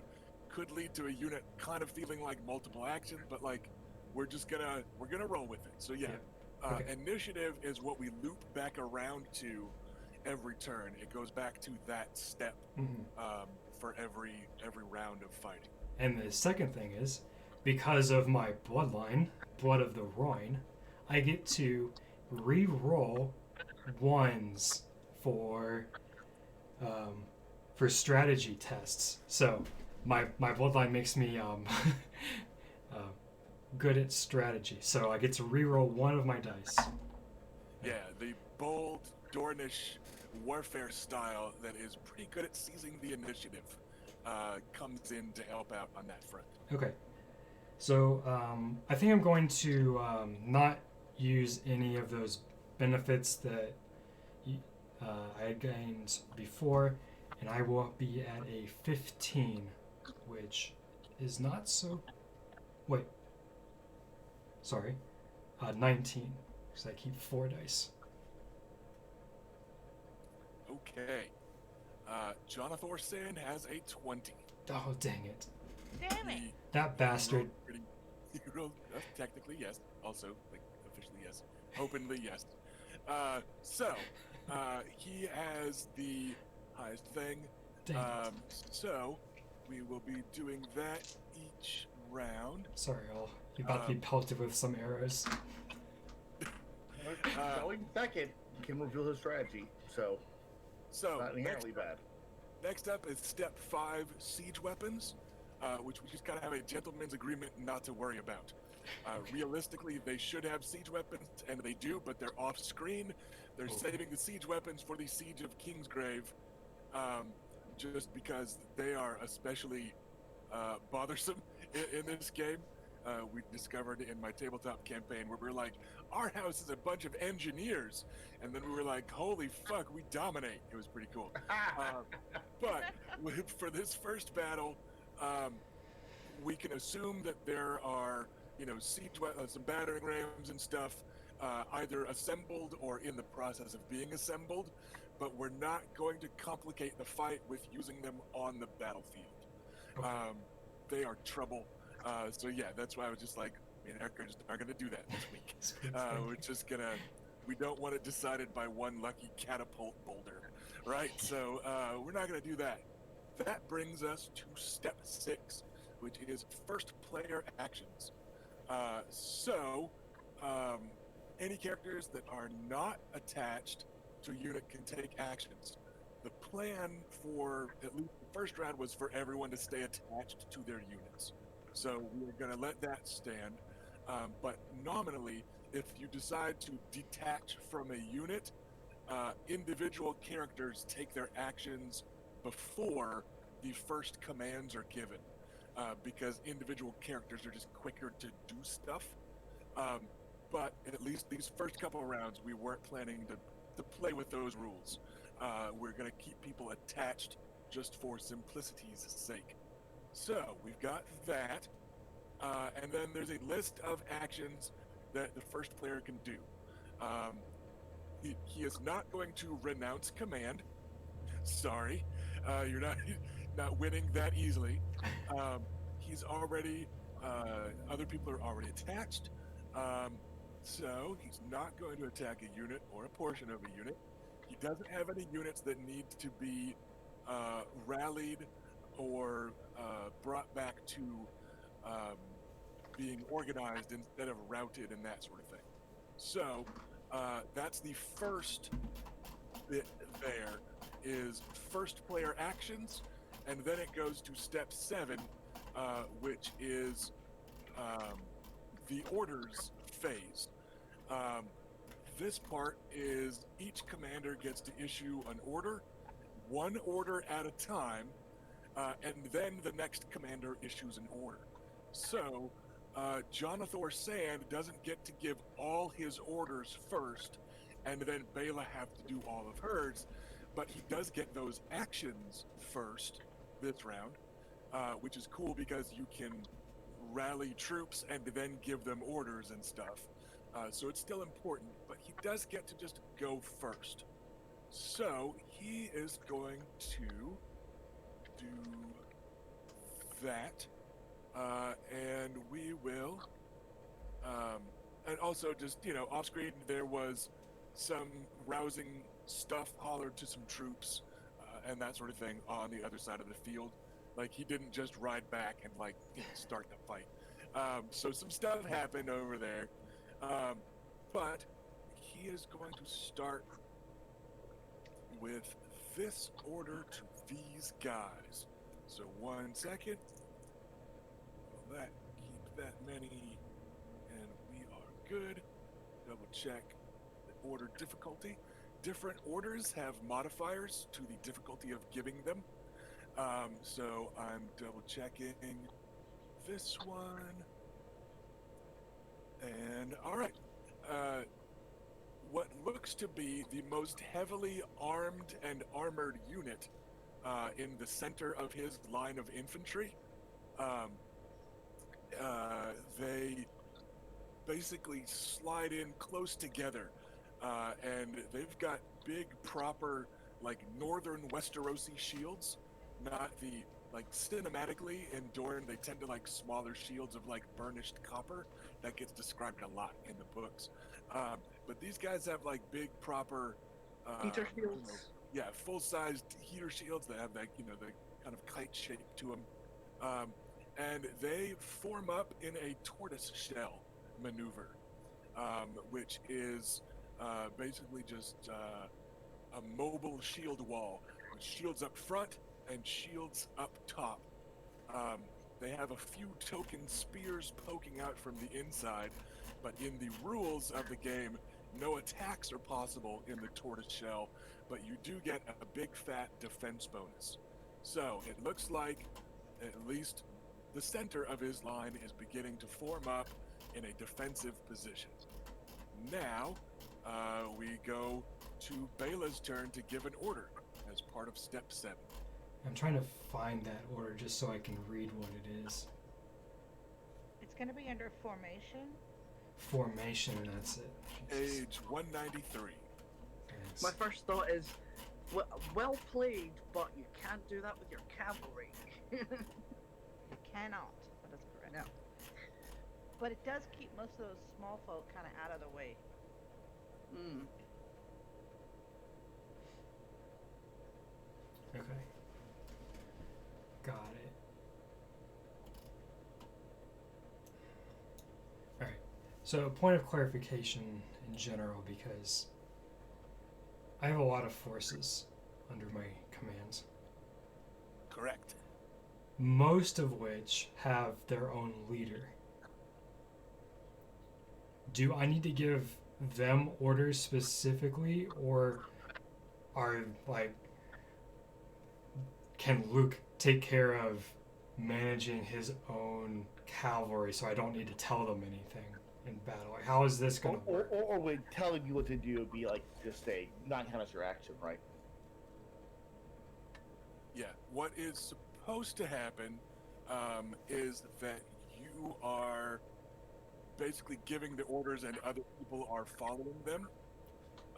What is happening is your sub-commanders are going to take care of the die roll part. So you can issue a number of orders equal to your warfare rank that we will call capital O orders, where you are the one rolling the dice and Yeah. specifically telling that unit what to do. But each sub-commander can give a little O order, just one per round. So cinematically, basically on initiative side, this is where you can say, I will give an order to do this, or you can say, I tell Luke to give an order to do this. And it still takes up your spot in the backseat forthsea of initiative, but isn't one of your, like, 4 warfare orders. Is that making sense? Yes. Okay.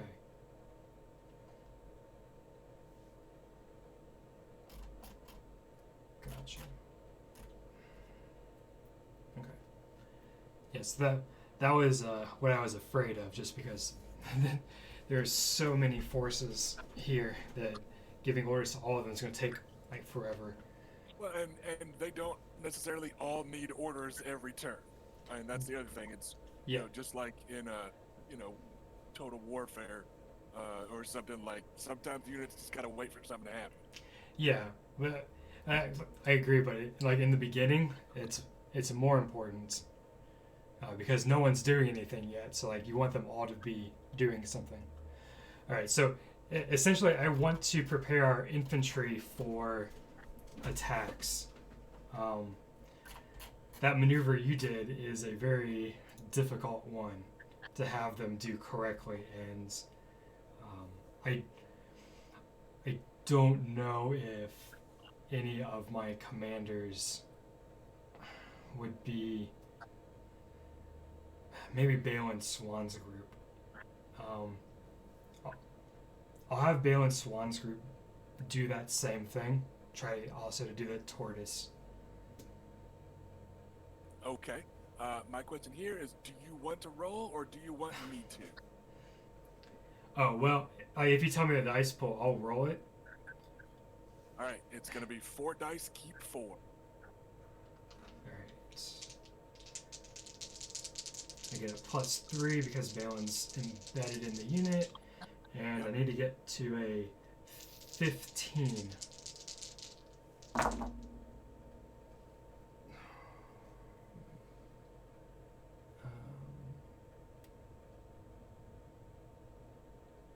Holy crap, that's exactly 12 on the dice, so that did it. It was like Alright. one big number, then some smaller numbers, and I'm like, oh no, I don't think that's enough. All right, Balin Swan. Well done. Oh my gosh. So yes, your exact counterpart unit at about the same time, because he's kind of front and center of your infantry forces, follows the command, and the well-trained troops of House Swan form up in a very similar defensive twist-shell maneuver.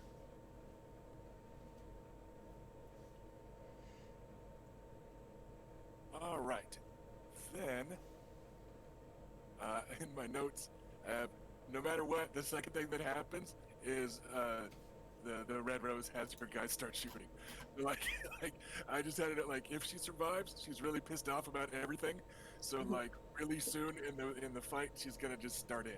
Are we already at range to shoot arrows? I think the easiest way to do it is if we are, like cinematically, everybody stops just outside bow shot, then Right. everybody scooches a little bit closer during the rousing speeches. Mostly I'm doing that so that the long range units, like, we don't have to waste another round of, okay, we need to make an order to move like one spot closer. And to do that, you guys have to leave your defensive positions, and right. So yeah, short range units are going to have to worry a little more about maneuvering and getting close. But I think just for simplicity's sake, doing this without like a wargame style strategy map, it's just easiest to say that the long range units probably have everyone in range. And that's just kind of to cut down on the die rolls where nothing exciting happens, right? Okay, I give an order for them to move forward 20 feet, and now they can start shooting next round. Okay. So we are going to do that.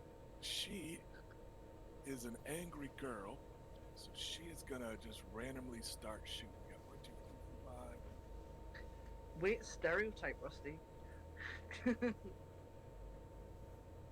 Alright, she's got that many units to choose from, so we will make it this roll. So we got 1, 2, 3, 4. Okay, the infantry unit just next to Lord Barracks, or just next to Balin's. Sir Balin's, with Lady Alysanne Mormont embedded, starts to eat some arrows Okay. as the first bloodshed of this fight. So, 1 second as I roll their marksmanship test. For those of you playing from home, this combat works just like character combat for the most part.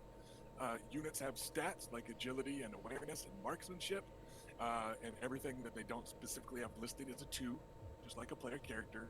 And they have a combat defense value. They wear armor that modifies combat defense and gives them armor, all kinds of stuff like that.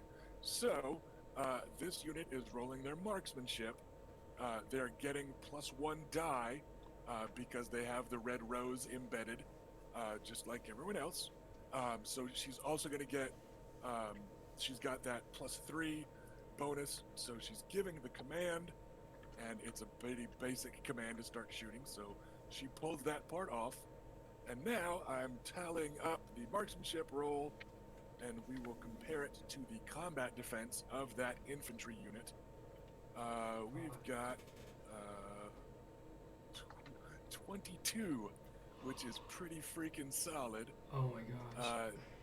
That unit has 5 a defense. defense of 5, so 17. So that's a hit. 5, 10, so 3 extra degrees of success.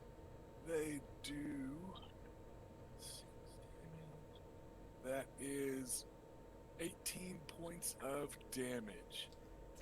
All right. Well, which that is a unit's lot. gone. They have armor. If it wasn't for, like, if she got Okay. 1 more degree of success, that unit would be gone. And that's one of the weird points of this is if a unit takes more damage in 1 attack than they're double their health, they're wiped out. But because of the armor, that didn't quite happen here. 1 more degree of success, though, and you guys would be down an infantry unit. So as it is, that is 18 minus their armor of 4. They have a max health of 9. So they are still going to get really jacked up from it because they have taken enough damage to damage and morale. So their health has been reduced to 0, and they are now disorganized. And Erica, you make sure you're keeping track of this on yours, because I've got to keep track of mine. I know. So Yeah. a disorganized unit has lost enough people and been attacked viciously enough that they're no longer standing in neat ranks and listening very well. They take -1 die on all tests, just like having a wound. And their discipline difficulty goes up by +3. Now, they can still receive orders and fight. They just are very vulnerable while disorganized, you can rally them with an order that makes them organized again. But if they take damage while disorganized, they rout, and if they take damage while routed, they're destroyed. So a disorganized unit is very vulnerable while disorganized. That is So, quite a lot for one hit. You're gonna see a theme of this today, where basically units get wiped out in one attack, basically.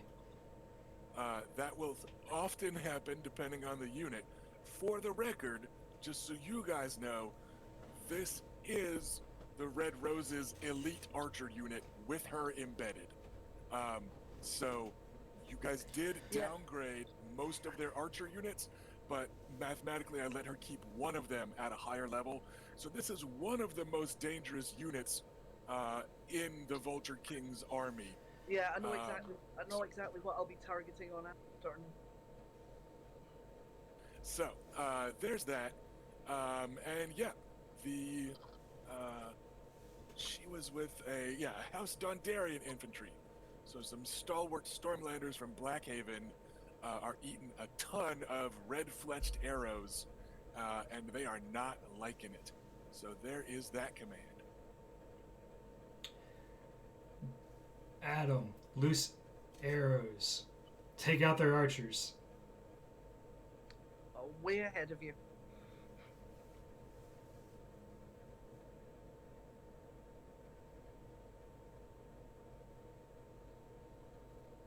So, first things first, young Adam the Archer, we need a warfare roll from you. Yeah.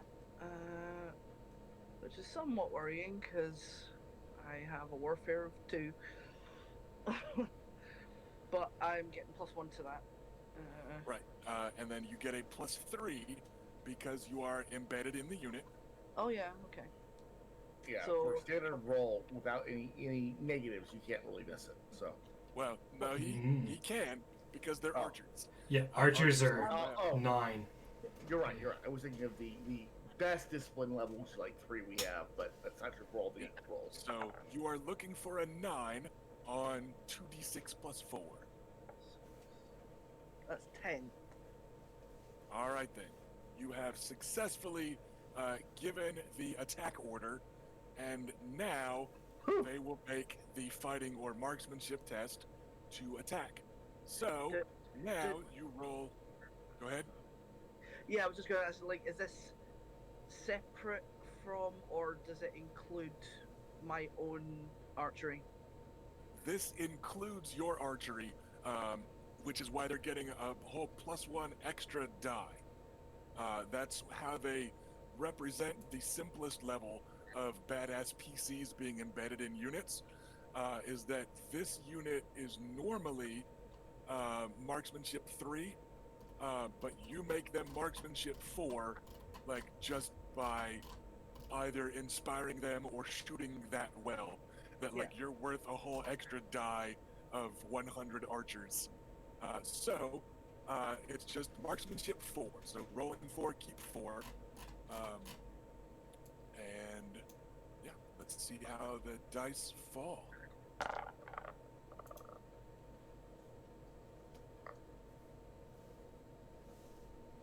$12. Okay. They are normally combat defense 9, but they have mantlets in front of them, which makes them combat defense 14.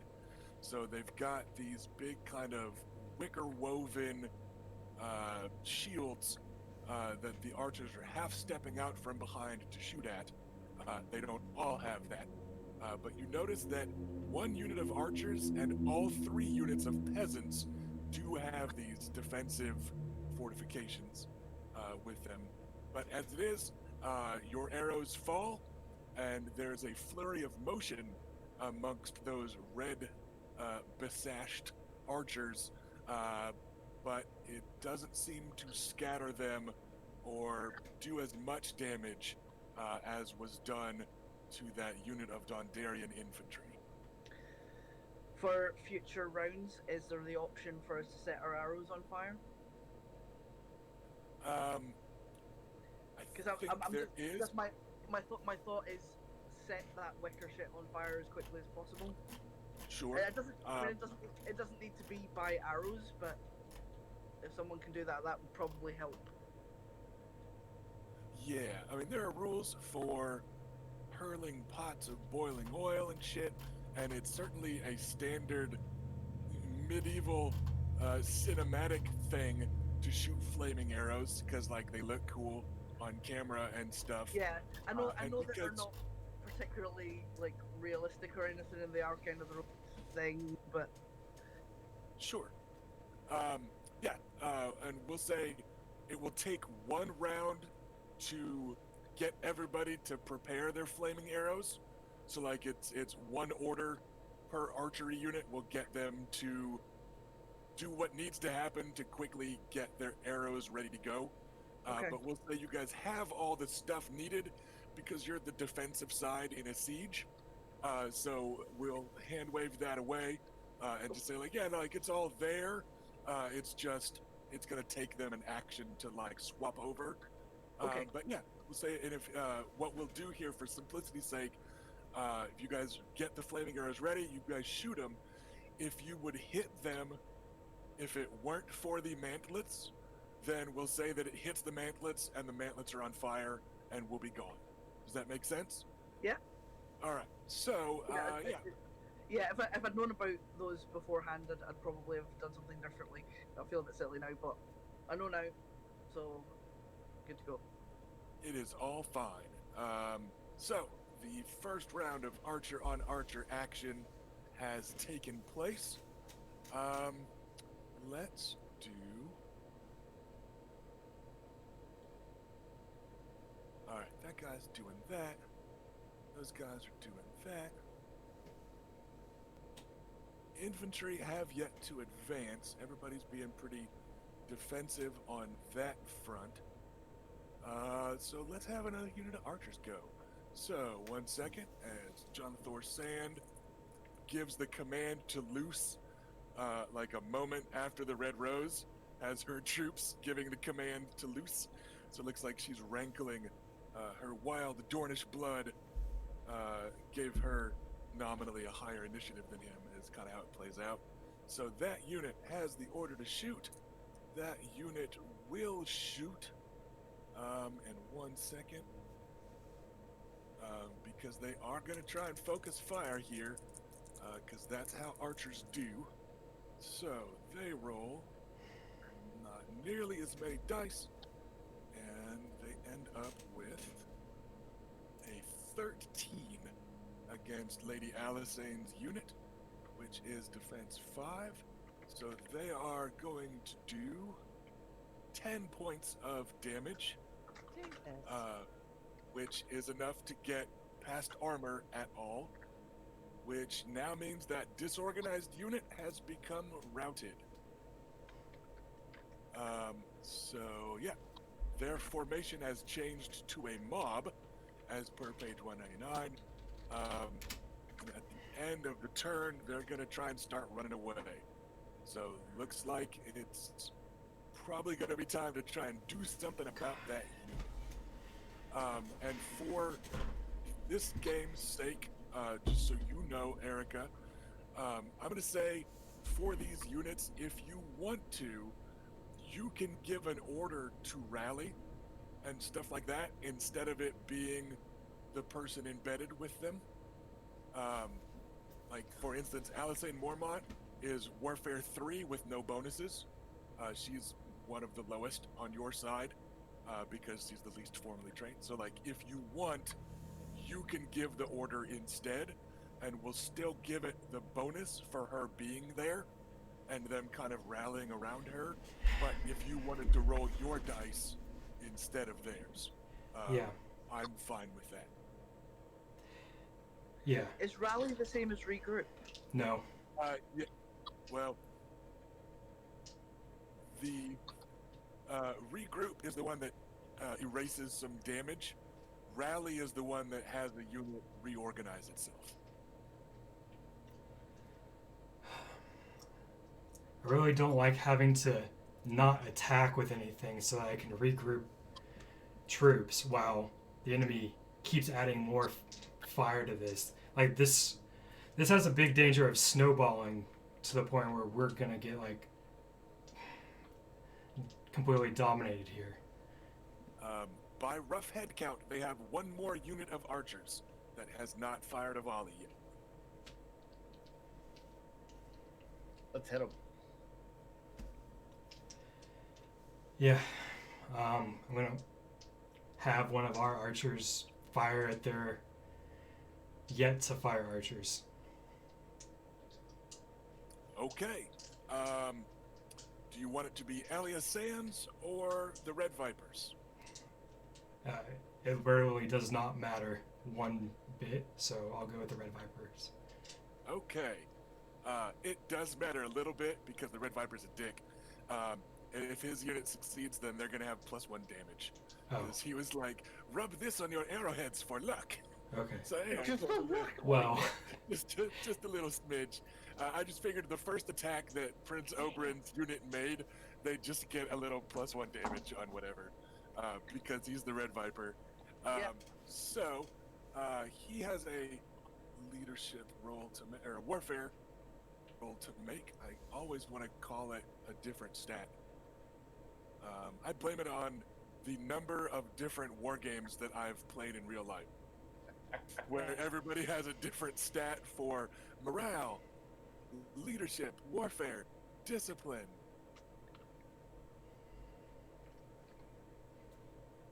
All right, and to give an attack order is pretty stinking basic, so he is good to go on that front. And then, Erica, do you want to roll the attack? sure. I figure like when in doubt, I'm fine with PCs rolling the dice that does stuff on the PC side. So marksmanship at 3, so roll 3, keep 3. Shouldn't it be marksmanship 4 because Well, the yeah, embedded? because he's embedded. Yeah. So yeah. I have a 14. Okay. So that is a hit with 1 extra degree of success. Normally their damage is 5, so it's going to be damage 6 from the good luck ointment. So that will be 12 points of damage. That doesn't quite destroy them because they are armor rating 2. They have kind of scrappy bandit armor, but that is 10 damage against their health of 6, which is enough to disorganize them. Woo! Yeah, I guess the thing, like, while they can, like, while they're like getting heavy hits on us, we can do the same to them because we took their armor. Which means the first attempted reorganization test is going to come from the side of the Vulture King, as he yells at those archers to stay assembled and get their shit back together. So he is going to give a rally order to that disorganized unit of archers. 1 second as I math. Yeah, if he's reorganizing, he's not attacking. So, And it looks like, okay, rally is just a basic order. So I am, yeah, rally. Yeah, it's Sorry. standard. But it They is. call it. Sorry, go ahead. Yeah, it's a standard order, so there's no difficulty change, except that they're disordered, so that's 3 more. Yeah. I just wasn't sure if they got double dipped on the penalty. So I was like, let's double check on that. So, all right, they are looking for difficulty that. He's got that. Yeah, all right, never mind. He was keeping 4s, so his dice were hot enough that they have certainly now rallied. They ... return to fighting capability, so they are now no longer disorganized. They do keep that penalty. Yeah. So they are reorganized, so they no longer count as disorganized and like that level of vulnerability that they have, but it is -1 die, and if they get disorganized and reorganized a few more times, kind of like wounds, they're still out. So they are back, but with a penalty.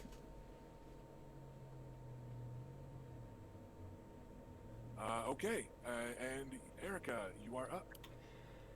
Or your side is up.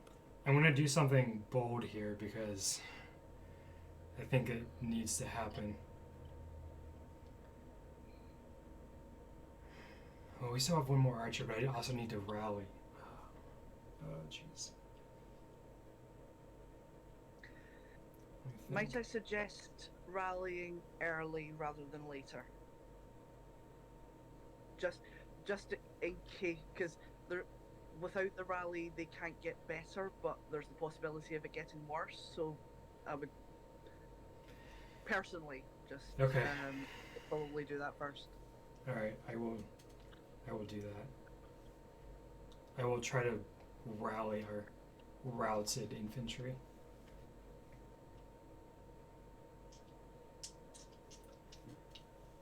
Okay.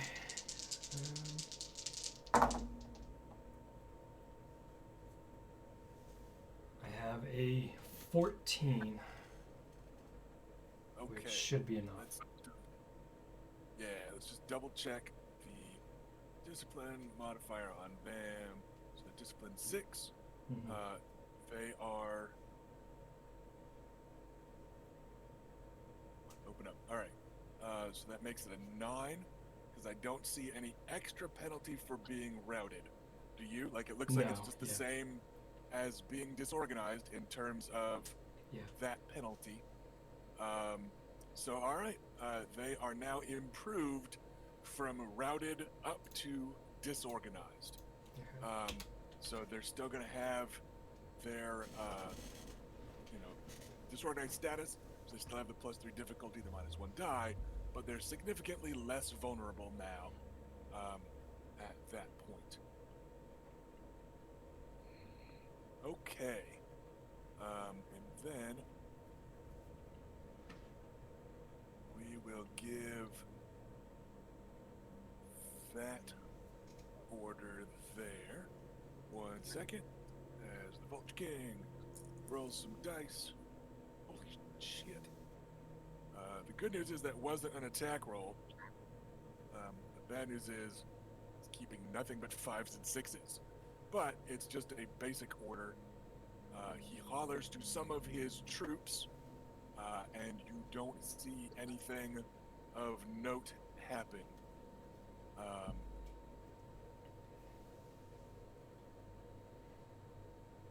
So, if he's got to roll that absurdly well, that's probably the time that you guys wanted him to do it. He is running low on orders, and it is Bela. Okay. So this Or a is sub-commander, but you know what I mean. all right. So by my count, this is my 5th and final order of the rounds. Am I wrong? That sounds right, yes. 'Cause it was a Yes. turtle, there's 2 archers. The rally, yeah. Yep. I'm gonna get the other unit of archers into this. Did our archers attack twice, or they were called one attack? They attack once each. Okay. And there's Yeah, 3 and- units. And this isn't necessarily your right. final, because sub-commanders still give their own orders. Like, the sub-commander orders don't count against yours. So, like Bela's got her limit of, 4 or 5 a turn? 5. But then also the sub-commanders give theirs. Oh, So yeah, the attack orders from, like, Prince Oberyn and from Adam don't take away from your total. Oh, really? They still count for initiative purposes of the backseat, 4th sea, but yeah, you guys are ahead on that front. Oh, in that case, I've technically not given a single one of my orders then. Didn't you rally the archers? Oh, okay. So I've used one of my personal orders to rally the archers. Right. Or rally the infantry. Or yeah, sorry. So yeah, you've used one of your orders, but this is the 5th order of your side. Yes. Okay. That makes me feel somewhat better. I would like our other archers to loose some arrows at. Jeez. At archers, we'll just. Okay. His his reorganized archer unit. I'm Yeah, assuming. we will focus fire. Yeah. Okay. So this is gonna be Elia Sand's unit. Are you giving the order, or do you want her to? Well, I'd like her to. Okay. Well, Oh. wait. Provided that. Does she seem like a capable? Like this. Bows and charge them. It's just like, get rid of your bows, get some horses, nerds. I'll No, do she- this one because I'm not too sure Okay. about her. She's young Just still. so- mathematically, what she's got is 2d6 in warfare with a +3 for being embedded, and then she's got a +1 to the total from just like glory she that need has rubbed off 5? on her from being a sand snake, and from like going out on an adventure with you guys and stuff. Yeah, so she So needs a she's 5 on rolling 2 dice. 2d6 + 4 is what she is rolling. But you know, attack tends to be a fairly straightforward one. So your call.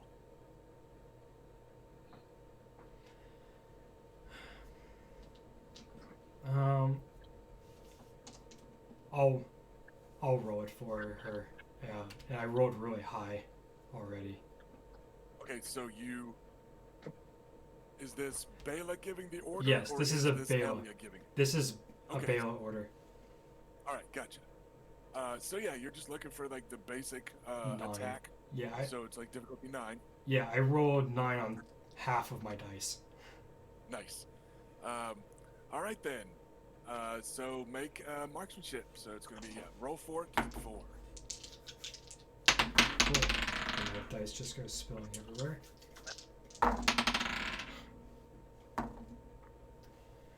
Okay, I have an 18.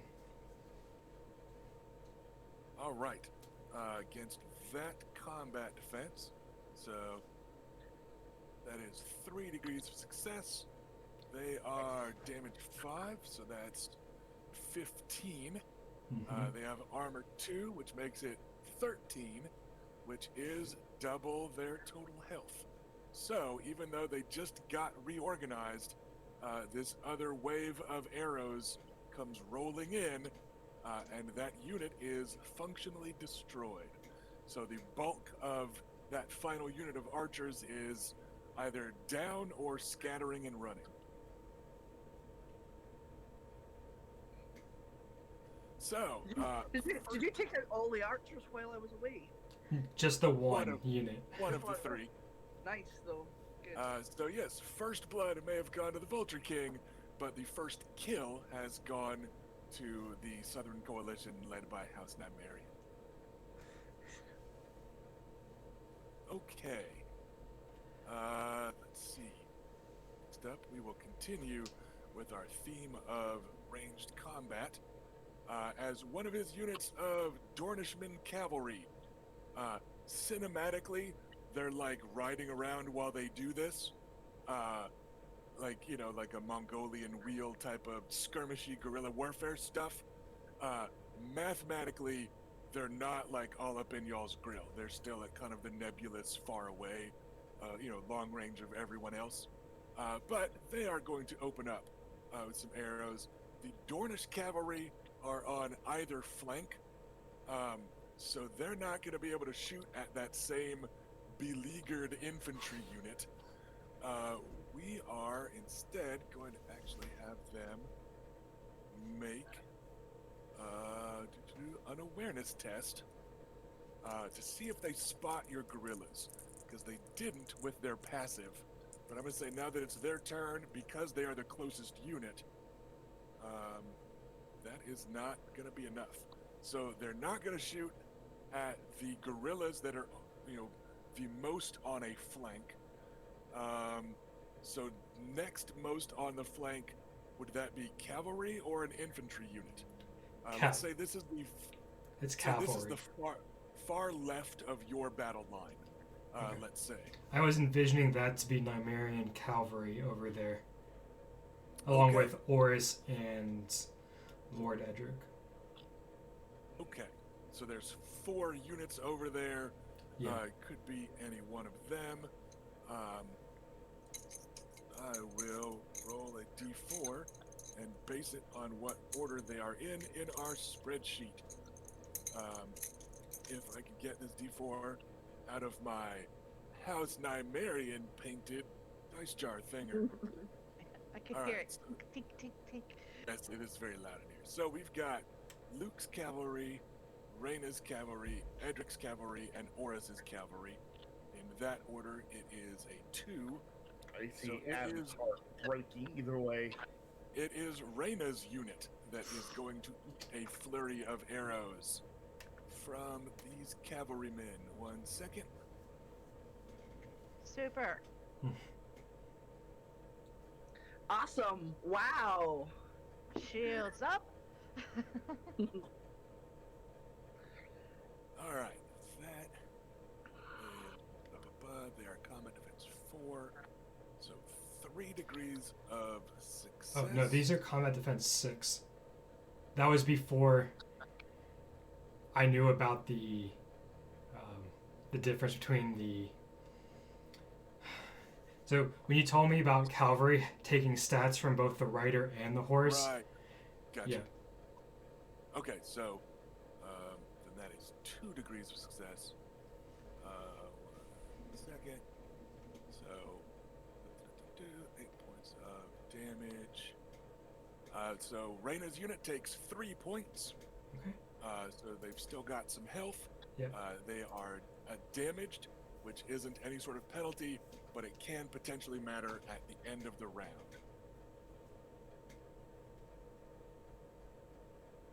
Is there what happens at the end of the round? Is there a sort of Or, total? sorry, end of the battle, not end of the round. Oh, okay. I misspoke. Yeah, any unit that takes any damage has a special category in the post-fight thing. Three damage doesn't sound terrible It doesn't, does it? compared to That makes me 18. terrified. Yeah. All right. So there's that, and then the Nymerian side is up. okay. With all of our archers having gone, and I'm not willing to have our infantry mad dash across the field. All that is left is our cavalry. Cavalry charge. And our vanguard, which is Sir Edwin Wynn. I'm going to have him trample towards the other group of archers. Not the special ones, but the other group. So if there's like infantry in the way, they'll trample through the infantry and then trample the archers as well. Yeah, I think he's really wanting to get in about it. So Okay. 1 second.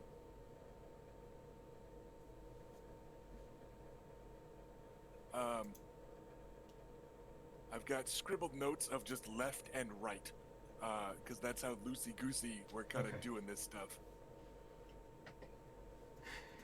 They are on my right flank.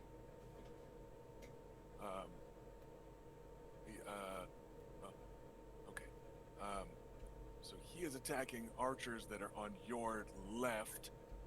Okay. So, but it's okay. I mean, again, we're gonna say you can go like 1 unit deep like that for free, because we're playing pretty abstract with ranges. Right. So I'm not going to say that anybody can just trample the whole enemy army in 1 move. Yes. But yeah, we'll say 1 unit, and then the target unit is I figured fine. that made sense since most likely their archers were also behind a unit of infantry. They are. So you're attacking. So that order requires a discipline +3 check. Right. Which he has warfare of 4, Yep. His and they are super dope. Yeah, So, he has veteran cavalry. Their discipline base is 0, and he gets +3 since he's embedded in it. So like he can't fail. Right. Before you're even done, like yelling for him to charge, like he's off like a bolt from a scorpion, and his men are racing to keep up, and you hear them shouting his wife's name as their battle cry on the way in. So you hear them echoing his cry of Alea as they go charging up. But the unit, so on their right, that infantry unit got an order earlier to set to charge. Yeah. That's why I had to go back and double check the left and right and Yeah. which infantry is protecting which archer. He didn't have a chance to get both units to set to charge, but the one order that he gave earlier where it didn't look like anything happened was these guys setting against a charge. I was afraid of that. Now we need to go see exactly what happens there, because I think it's like an interrupt even. It's but I'm actually not sure very it is. specific. Alright, so if an enemy unit charges them, you may make a fighting attack. If the attack hits, the unit deals double damage plus additional damage for degrees as normal. Alright, and then the standing order thing, they're going to keep attacking that unit. So, what we're going to do... I'm going to say that it is an interrupt, because there's a precedent for them being interrupts elsewhere. Like if envelop is another like free one, and because it takes a whole order to order them to do this, so we'll try that. It's disappointing that the rules don't say. It just says, if you're charged at any time during that, then you make an attack, and it's like, feels like that should happen before you get run over, right? Like, so we're gonna say that set for charge interrupts, because that's also what looks cool in movies, right? Like it's even worsely written, because right? nowhere in Trample does it like say that it's a charge attack. It's just like, oh, you move this far, and if you happen to come across any enemy units, you make attacks. Right, but moving in a straight line in your sprint speed is, to me, a charge. Yeah, we'll go for that. All right, so first they will set for charge. They don't get any bonus. They don't have anyone embedded. So 1 second, they are... All right, that fighting score. And this just does double damage. It's not any... I think it just sounds like it's 1 extra degree of success for free.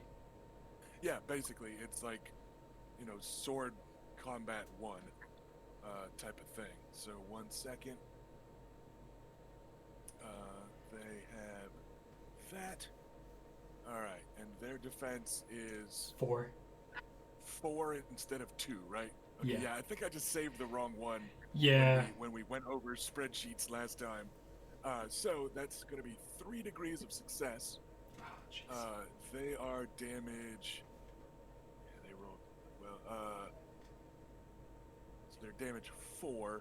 So it'll be 4, 8, 12, so 16 damage. Edwin's cavalry are armor 9. Yeah. So 7 points will get through. As That is going. It hurts, but it's not Yeah, they're awful. not disorganized though, right? Correct. Because they've got a couple health points left. Yeah, and I was going to ask you about that. So, the stats of the animal, is that based upon them being veteran as well? Is that their skill level determines that? No, it's just the literal stats of the horse. Ah, okay. We're just, and I'd said like just use coursers for all the cavalry. So it's 4. 4, it's across the board. 4 endurance, 4. What's the other fucking athletics? Is the other stat Yeah. they get? Yeah. So it's just give them 4s. So all right, they are hurt, but they are not disorganized from it. So that unit. I mean, that was a hell of a good faith effort on their part, and they actually rolled really well.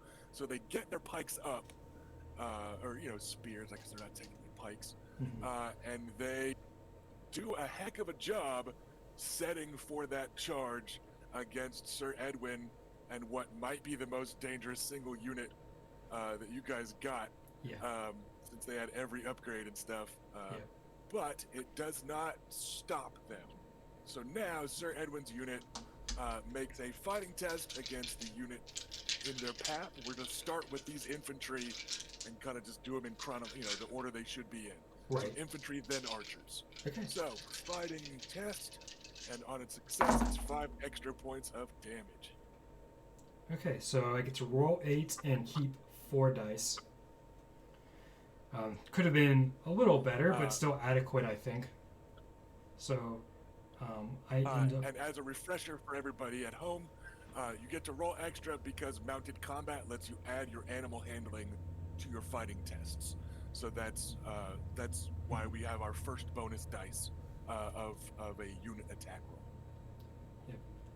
And I have a 19. Okay, you almost hit them. I'm just kidding. They are that common defense. So 1 second. All right, so you've got that. And what's your base damage? Base damage of 9. Right. So, and then plus 5 for it being a trample is almost 4 times their maximum health. So, they go down stabbing and swinging, but they fall before the fury of Sir Edwin Wynn and his righteously indignant cavalry charge of his axemen. And now you charge against the archers on the right. It's -1 kept die, so it's 8 keep 3, which is still going to probably be a pretty scary 3 dice. Probably. Not as much as I would have hoped for. It's 15. So a little bit shy of the perfect 18. So that is still going to be 2 degrees of success. So 18 damage. They have armor 2, which is not enough. All right. The axemen of Tower Wynn are doing the Lord's work. They are rampaging in there, and they and their war horses are stabbing and trampling and hoofing and biting and shield bashing, and it looks like these 2 units are getting pretty stinking chewed up. Okay. And then the Vulture King is up, and we are going to have him use his personal last order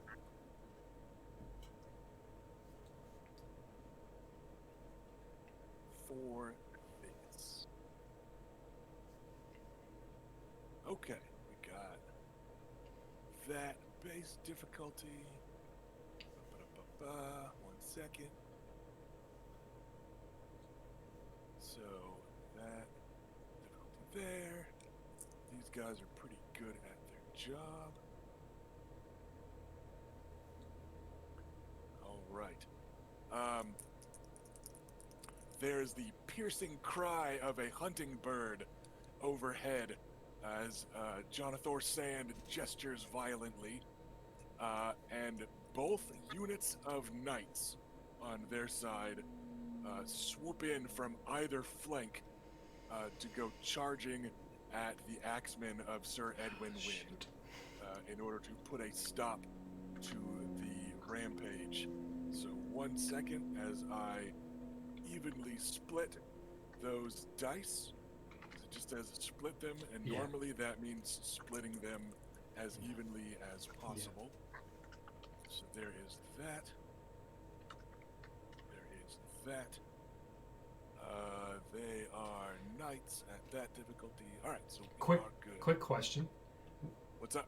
Would using a destiny point to have him drop one of those dice on this test cause him to fail one of them?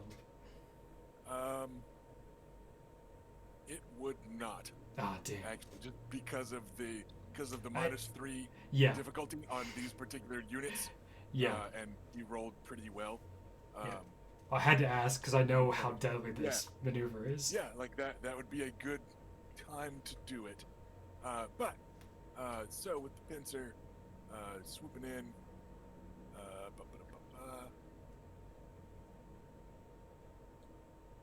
oh, actually 1 second. Because on that flank, only one of the units of knights is close by, so the other half of the pincer is going to be this infantry unit that is closer. So 1 sec, I screwed that up. Alright, so that's going to be the middle infantry unit.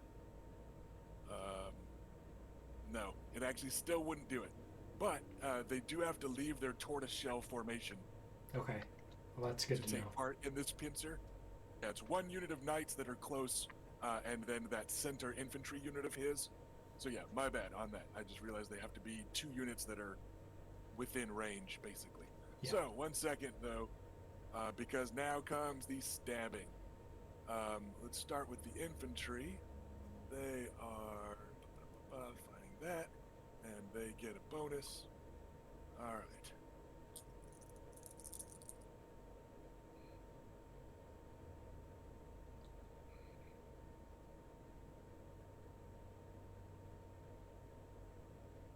And an extra die makes that an 18 against Sir Edwin Wynn's cavalry, which is going to be base damage of 6, their defense 4, so that's going to be 18 points of damage coming in at Sir Edwin. Okay. Their armor will eat 9, but that will knock them to disorganized, I believe. Are we treating these as like simultaneous attacks? Because that's kind of what pincer is. It seems, I don't know, it seems weird to have the 2 attacks at the same time, and one brings it to disorganized, and then the other one brings it like to routed. Right. Like we can do that if you want. I guess it's sort of what his rules is written. Yeah, it's just another one that isn't written terribly clearly, but because of how combat works. Like obviously you can't roll them at literally the same moment. You have to roll sequentially, but. So we'll do the knights then. 1 second.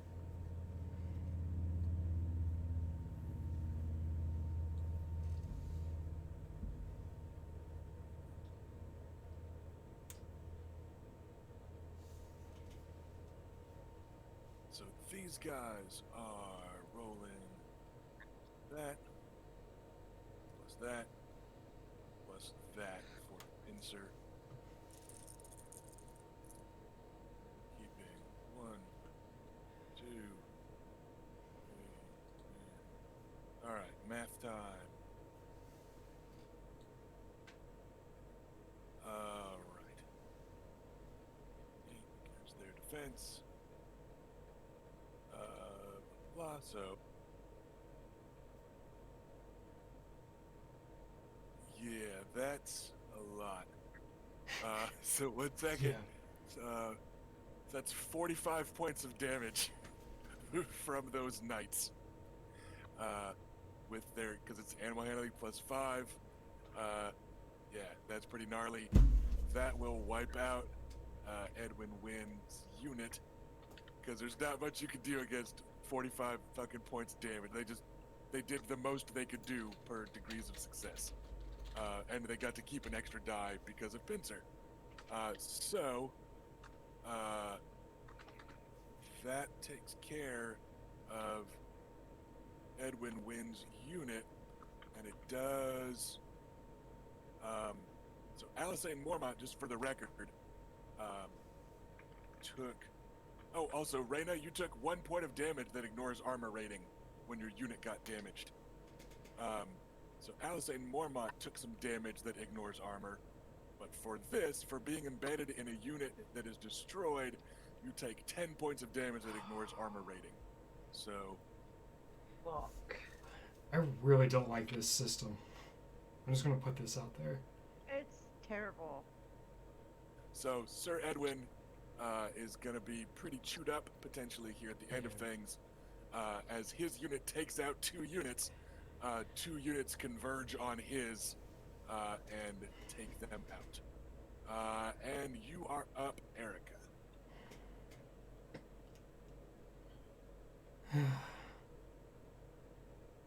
Honestly, to me, the biggest issue is just cavalry being as grotesquely overpowered as they are.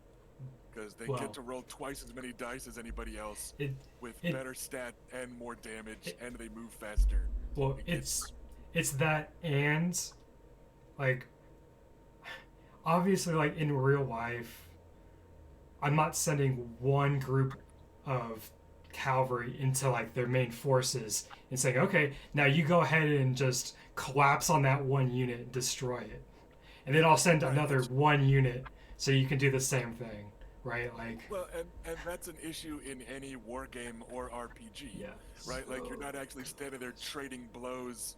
It's just, yeah. I don't know how to fix that in any game. Just.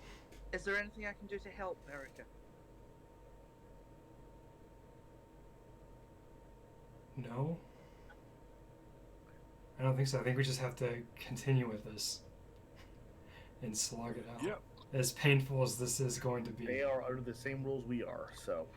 Right, I mean, and keep in mind, you just sent 20 dudes that killed 200 with one roll of, like one action, right? So, like, by the math, they just killed 200 guys in a minute, which is a lot of killing, right? So, like I said, it's got quirks and foibles. We're gonna roll with it for this fight and just see how things go. All right, Luke. Sister? I'd like you to take out those cavalry archers, please. There are 2 units of those Dornish cavalry archers. One on either side. Well, one is already shot, one is not. I would prefer to take out the ones that have not shot yet, but if that's not the one that's in range, then he's a cavalry unit, so they can hit either one. All right. I will hit the uninjured one. All right. For the record, this is putting you on the left side with Luke. Okay, and that's how I thought. I thought that they were on the left side anyhow. Yep. So we are good. First you've got to give the attack order, which is to say you roll your warfare, add 4 because this is your first warfare test, and I think you need to beat like a 3, -3 or so. Like, yeah, it's pretty low. It's pretty low. Yeah. So it's good because I rolled a 2 and 2 1s, but these are the most disciplined troops here, and I keep. So that is 3 + 3 is 6. So they are fine. So you successfully give the order to attack, and now you attack just like a horseman. You roll your animal handling plus fighting +1 die, and then you keep fighting +1 dice. You get that extra +1 to represent Luke being badass. I've got 7 dice, keep 4 altogether. Is that correct? Yeah, it is. Yep, I did the Sounds math right. for you. And yeah, that's another thing that I wish about this system, Erica, that we ran across is there's no benefit for succeeding really well as a leader. Like, we were thinking just extra degrees of success Right. should give like a +1 on a roll, because as it is, like there's no other benefit to being the most rousing dude as opposed to I rolled a 2 and 2 1s. So whatever, let's do this. It's right? just as good as my 5-5-4-3. Yeah. So that was another thing that kind of jumped out at us was Yeah. like, seems like you should get some kind of bonus for that sort of thing. But Okay. let's see what happens to these Dornish cavalry. Yeah, Luke is basically looks back at his guys. Let's do this. Charges in, and I rolled a total of a 19. Okay. They have that combat defense. So 1 second. All right. And what is your base damage? It is 8. So that much damage minus that much armor. Luke will be in front of the unit with his hair in the wind. Holding his lance. You don't get bonuses for looking fabulous, unfortunately. Not mechanical ones, you don't. All right. That unit is now disorganized. You guys have rolled right into their kind of medium cavalry unit with a proper unit of heavy cavalry, and they are beginning to scatter. A number of them fall under your lance tips, and they are not looking to be in very good shape. Just cinematically, Luke is dropping his lance and grabbing his spear. So, middle of the fight. Okay, that takes care of those guys. Who is left on their side? Down to embedded orders. They've got that, and they've got that. And you're on the left side. Okay. Sorry. So, Sir Alfric and his unit of knights, also on the left flank, goes charging at Lucaris's unit. Oh no, not his unit. Look alive! It's like, look away, my unit. So, I definitely can attempt to see Luke's unit at this point. It doesn't really matter. Alfric absolutely succeeds on the leadership role because knights are very easy to do that with. And now they will attack with animal handling plus fighting +1 for Sir Alfric. And you hear him bellowing a challenge as he comes roaring in. Like, cinematically, this is not a sneaky, attack on the flank.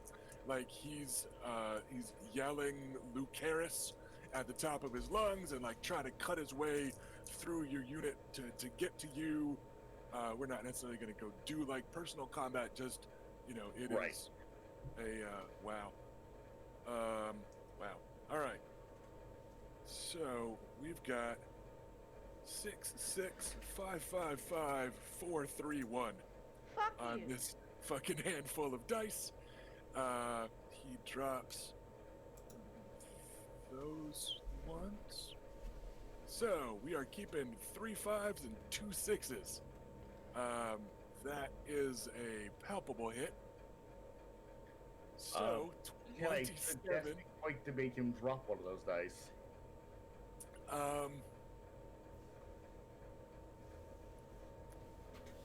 Or will it I not would matter?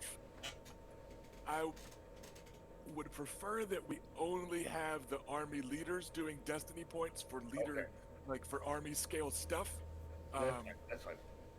But so yeah, and I'm not even sure if it would. Let me math this out. Yeah, I say. Your defense on that is find the right unit. So your defense is 4, Yes. and they have a 27. So yeah, so that is the maxed 5 degrees of success. Their base damage So 40 points. Even if it was 32 points, that would still be taking you guys out. I'm pretty sure, even if I could. Yeah, we have 9 armor So- and 12 health, so. Yeah. So, your unit is interrupted in your butchery. That unit is destroyed, which again is going to matter at the end. And Luke, you take 10 points of damage that ignore your armor. Okay. And you are now somewhat exposed on that flank. Because yeah, like your horse is down. You're standing there alone, killing a couple of these dudes back, but your men are being cut down. Which brings us to the Nymerian side, where probably something bad is about to happen to Sir Alfred's cavalry unit. Yeah. Because I know y'all got some more horsemen over there on that left flank. Yeah. Oris is group. Strategic order strike. The Oris strike coming in on his Dondarrion. All right. I'm not gonna lie, you guys. A part of me really wants to roll this as just Oris and not a cavalry unit. Yeah. Because we wanted to fuck with those rolls at some point. We're like, what if the cavalry unit gives Oris a +1? Like, instead of the other way around. But we will do this right. And yeah, Oris just bellows and charges, and his men are racing to keep up. Like, you see Edric Dane giving Bela a plaintive look, like he's trying to do this right and like see if he's supposed to go. And as soon as Bela even looks at the left flank, Oris is like, fuck it, we out. Because he doesn't care as much about impressing anybody with his discipline. So yeah, we'll say that's why it was Oris's unit. They just go. So There are no complaints here. That's So- not In the middle of the disaster that is left, like, there are no complaints. Luke's got and blood one second, splatter we're across gonna- his face. Erica, do you want to let Luke roll for these guys Sure. instead of you? It's the same He's the dice one that they're pool. kind of rallying. Yeah. It's the same dice pool, but 2 less damage. Sure. Okay. First, technically, there's the warfare roll for Oris Oh. to successfully give the order to charge. I- So it's 2 dice plus 3, so 2d6 plus 3. Okay. You're he's got looking 3. for a 3. Right. So I'm just saying we're trying to do it right. Yeah. So like we need Okay. to do it step by step. Right. Like we're just Understood. So they successfully get the order to charge. It- Now Those well, blood took the warfare. to attack. Yeah. Now, yeah, it's gonna be what, like 6 dice keep 4. 7, keep 4. Yeah. Sorry, I was looking at agility, not you. So Right. yeah. Yeah, Luke's Or no, remaining it's men just- are in the middle of the melee. That's- Blood's everywhere, with Oris's men brought down to possibly help him. Let's see. So 7 dice keep 4. I see a lot of 5s. Well, we're probably not about to see a lot of those knights then. I got 'cause, yeah. 21 altogether. 6 and 3 5s. Okay. They are also combat defense 4, so we got 4, 9, 14, 19. So 4 times the base damage there of what is it, like a 6 or a 7 or so? I think 6 what Erica said. It is 6. Right, Unless he would have charged. Like, I think we were just doing it as a normal as like, just an move and attack. Yeah. But yeah, so base damage 6, so 24 points. They are armor rating 9, so 13 get through, and they are now disorganized. So there is a charge, and then a counter charge, and then a counter charge. It's a mess over here. Yeah, and let's just say cinematically, enough cavalry, because these have all been cavalry units. Some horse lost a rider enough that you're able to clamber back up into the saddle. Your horse is dead because you took fucking 10 points of damage without armor. Something bad has to happen. But we'll say you're back up on a perfectly respectable courser for the moment. You're back up in the saddle at least, and feeling a little less likely to get eaten alive. They killed Vagar, my horse. You have Bagor too. All right, and then that Sorry. brings us to the last leadership order that they have. Because I still have a lot to go. We killed a lot of lieutenants, so. Yeah, and you guys have them down a couple sub commanders. They have a couple sub commanders that are just otherwise unremarkable, basically. So you guys killed their special ones, but you also just kind of thinned the herd. But this is all on the left flank, right? Yeah. All right, fuck it. So their last leader, the last sub-commander they have is Bloody Pate, who is the leader of the guerrillas on their left flank. Oh my gosh. And they are going to ambush, which is, so if you succeed, blah, blah, blah, it's a +2 damage on the first round of battle. They are not going to charge in, I think. He's just gonna throw shit. So yeah, from the tall grass, kind of diagonally to you guys, comes just a fucking flurry of keen Dornish spears that comes roaring in at you. Technically, we'll say this is on Orys's unit, because they're the unit that is standing still, right? So technically that's yeah. So 1 second, they roll this much to attack, and they get to keep extra, which is not terribly scary. They get to keep an extra 1 for having Bloody Pate embedded. This is not the most impressive roll of the night here. Good. So they're looking at a 17, which is still gonna definitely hit. Defense 4, so 3 degrees of success. This is damage of agility +1.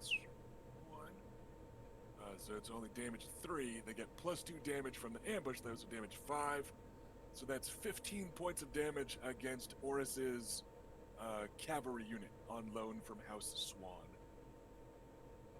Which is going to be, 6 getting through after armor, right? So, yeah. Injured, but not disorganized. Yeah. But they did do a point of damage to Orys. Oh that no. Armor does not soak.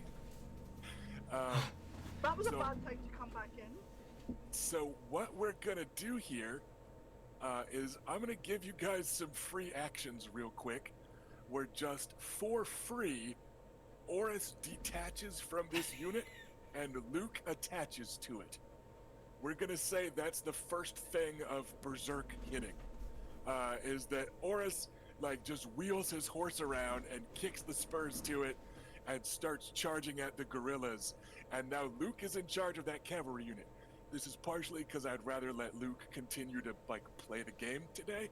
Yeah. So Luke, Right. you have a unit again, and yeah, we'll see what happens between Orys the Aurochs and Bloody Pate and his 100 men. Luke will be gathering that group back up, and cinematically, any survivors of his shattered unit. Yeah, and you guys are still locked in combat with Sir Alfric and his men. They're disorganized. They're not out just yet. But yeah. No, you're good. We're still working our way through round 1.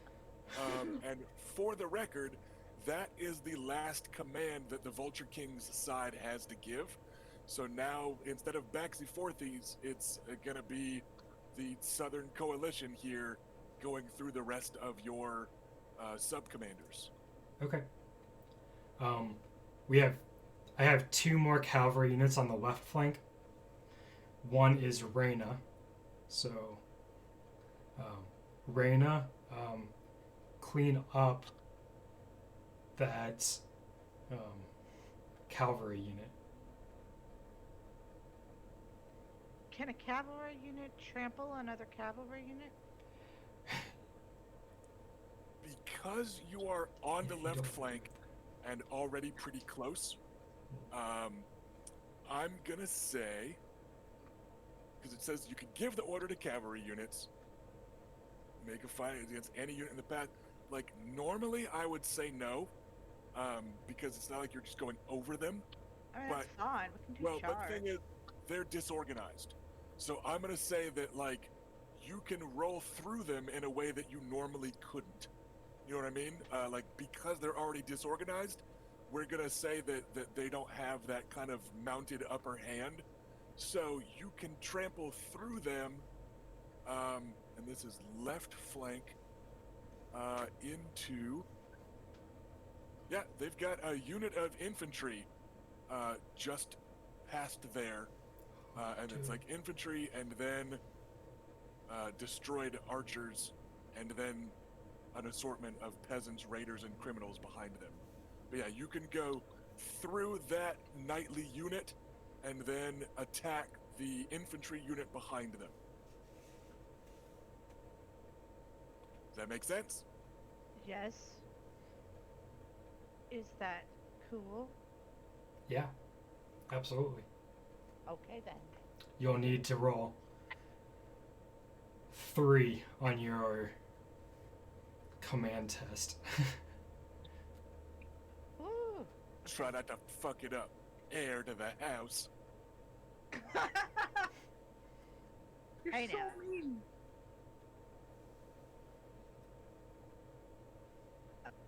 Sorry, I hadn't even opened my character sheet yet. I realized in all these windows I had open.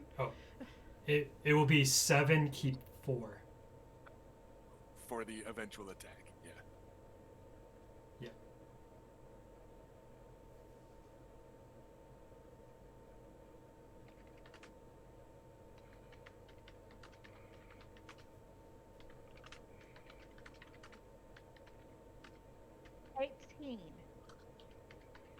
Okay, was that your leadership test or was that an attack roll?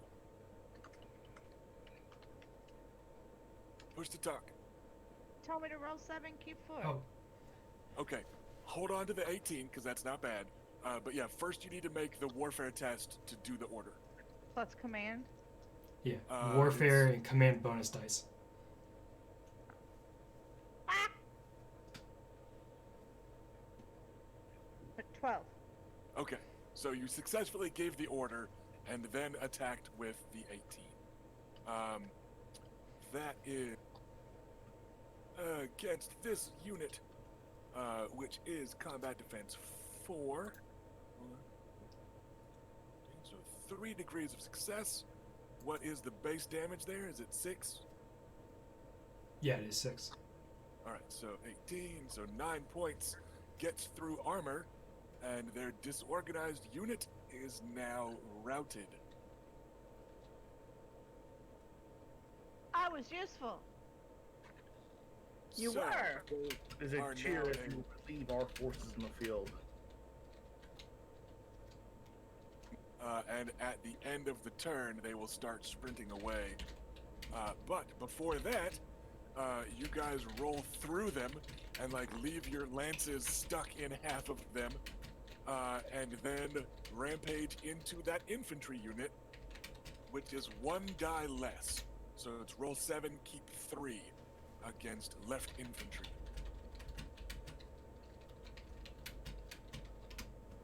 Okay, I'm rolling.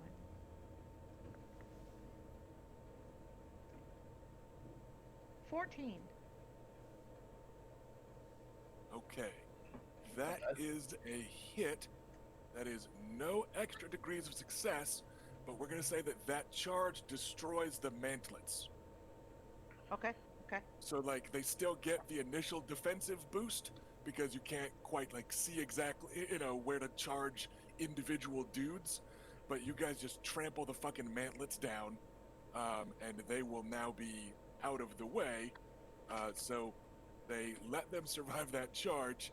So it's going to be just base damage, but that's still 6 against their armor rating of 4. So they are now damaged.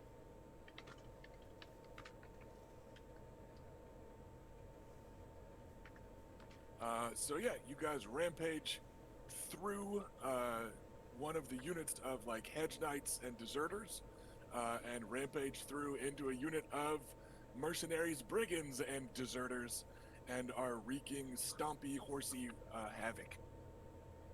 Good. That's what we do. And then Bela, your side is up next. Okay.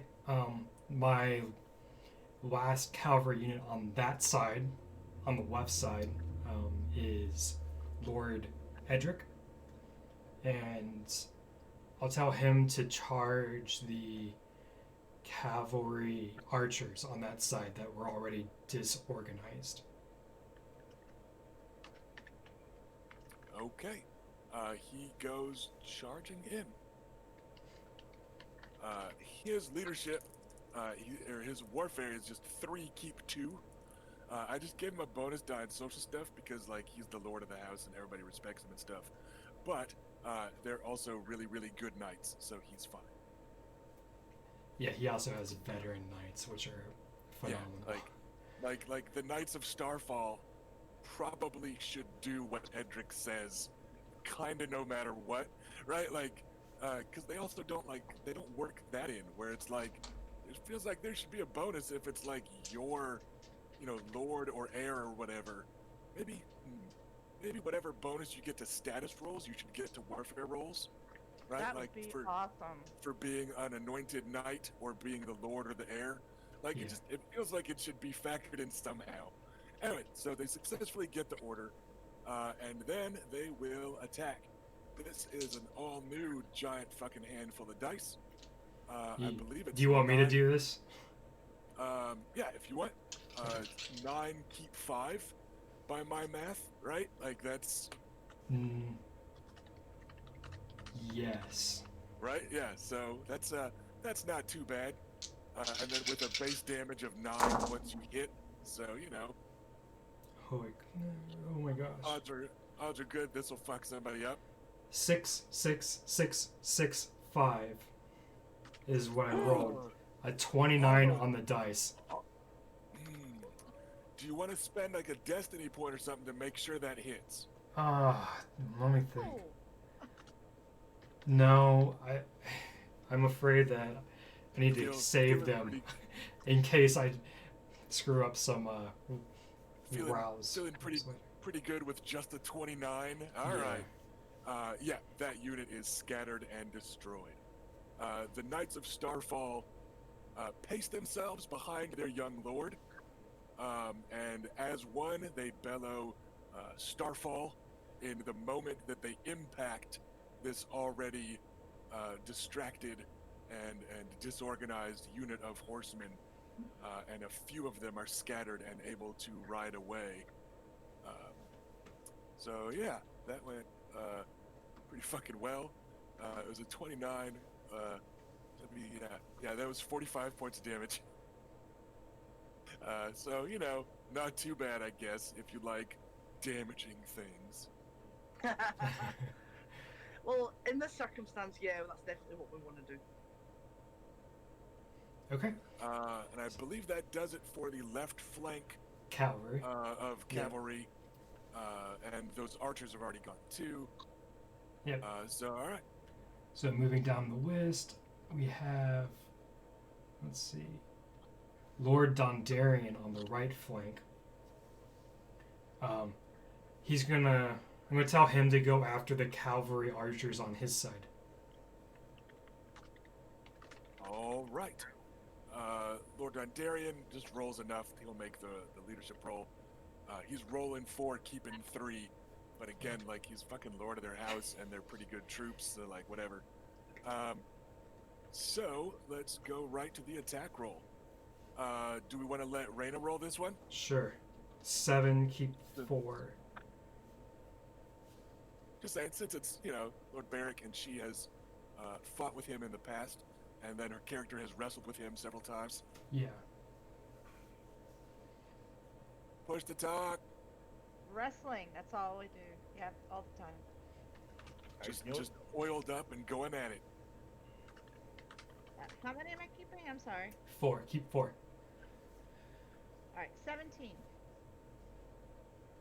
Okay, and this was against the light cavalry on the right side, correct? Yes. Base damage 6. So, they are now injured. They have taken damage. They are not disorganized, though. Okay. I have this green cavalry that Sir Miles Miles. Manwoody is embedded in them. Yeah. So I'd like to have him go and try to further damage. Whom? The same one. Alrighty, you go ahead and roll those ones. Because they're green, Yeah. let's go ahead and make that roll. He has Warfare of 3 and 1 bonus die. So they're still probably going to be okay because they are still cavalry also. But Yeah, 12. because they're green, there's a little bit better chance. So, all right, make the attack roll then.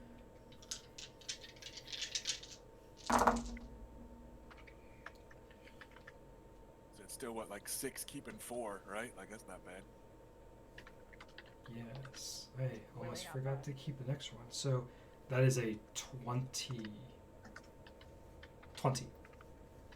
Okay, 1 second. Base damage of 6.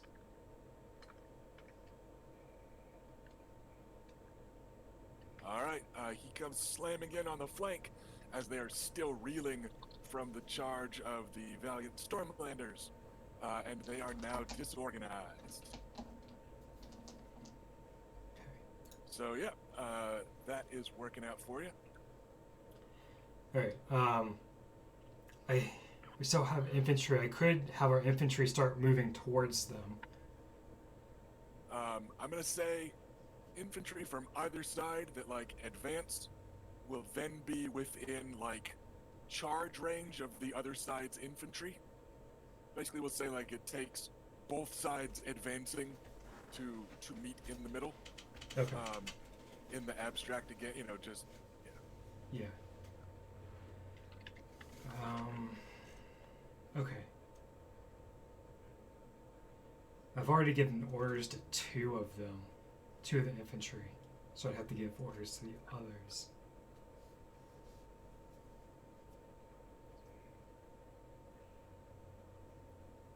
Alright, I will do that. Sir Garrus, tell him to move his infantry forward to engage. all right. Eventually engage. Yeah, they take off at a trot. He gives the command, flashes you a sunny smile that you can almost see from where you are, and they take off at a battlefield jog, heading. Are they kind of in the middle, or a little on the left, or a little on the right? I thought they were closer to the left side, to be honest. Okay, that's just fine. I'm just for my own edification. So They're- more of your left flank. They were to the left of my turtled Balin Swan infantry. Gotcha. So all right, you continue to press the left flank with your infantry now joining in and getting close. I have 3 personal orders left. Can I use them to, use the organized heal command on some of our groups? Or... Yeah, Well, I yeah, also you want to got- get the other infantry moving forward, so I need to roll for that instead. So, the 2 infantry that don't have commanders, I'll roll for them. One is the Ironwoods, Oh, I forgot about them. Oh, yeah. Yay, they haven't betrayed us yet. Just call them the drink waters. Then I feel better about them. So I was looking for a 9 on the dice, and I got about double that on 4 All right. warfare. They do what the Dornish wench says. Wait, they're Dornish. They do what the wench says. So are they just advancing Yeah. alongside, or Yes, advancing alongside, and then Alright. the Dondarrion infantry that do not have a commander, I will tell to also advance down the field. Looking for a 6 on 4 dice, and I crush that one. I only need 1 die to get that. Obara Sand runs off with that order and will now be embedded in that unit. Oh my gosh, we'd forgotten to embed her with someone, didn't we? We just kind of had her running around doing whatever. Oh, okay. 'Cause she was like whatever, I do what I want. But what she wants to do now is go fight. So yeah, we'll just from here on out, we'll say that she's attached to that unit. Okay. Let me write that. Okay.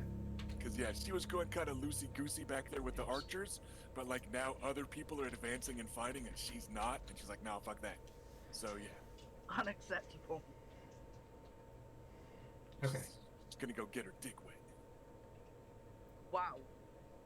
I will. Battery low. Oh, shoot. I will leave. Family program.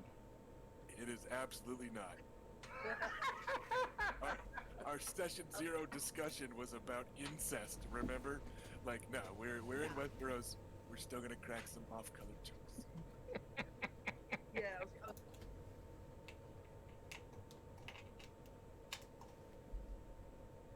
Charging battery. I believe that's Sorry. just about everybody, isn't it, Erica? Yeah, I decided to leave the guerrillas in place and 2 infantry in place to protect the archers. And so that is everyone. I have 1 remaining command. I'm not sure where that would be useful. I mean, I could try to restore some health back to that. Yeah, I'm going to try to get some health back to the Dondarrion infantry so that if they take another hit, they don't go back to routed. They'll only go back to disorganized. Right. Well, because right now they are I- reorganized, yes. but hurt. Right. Yeah. So yeah, and there's no reason not to. You can't like bank commands until next turn. Yeah. So yeah, I mean, the closest there is you can order a unit to like hold, so you could kind of carry an order over. But yeah, might as well try to get them some health back.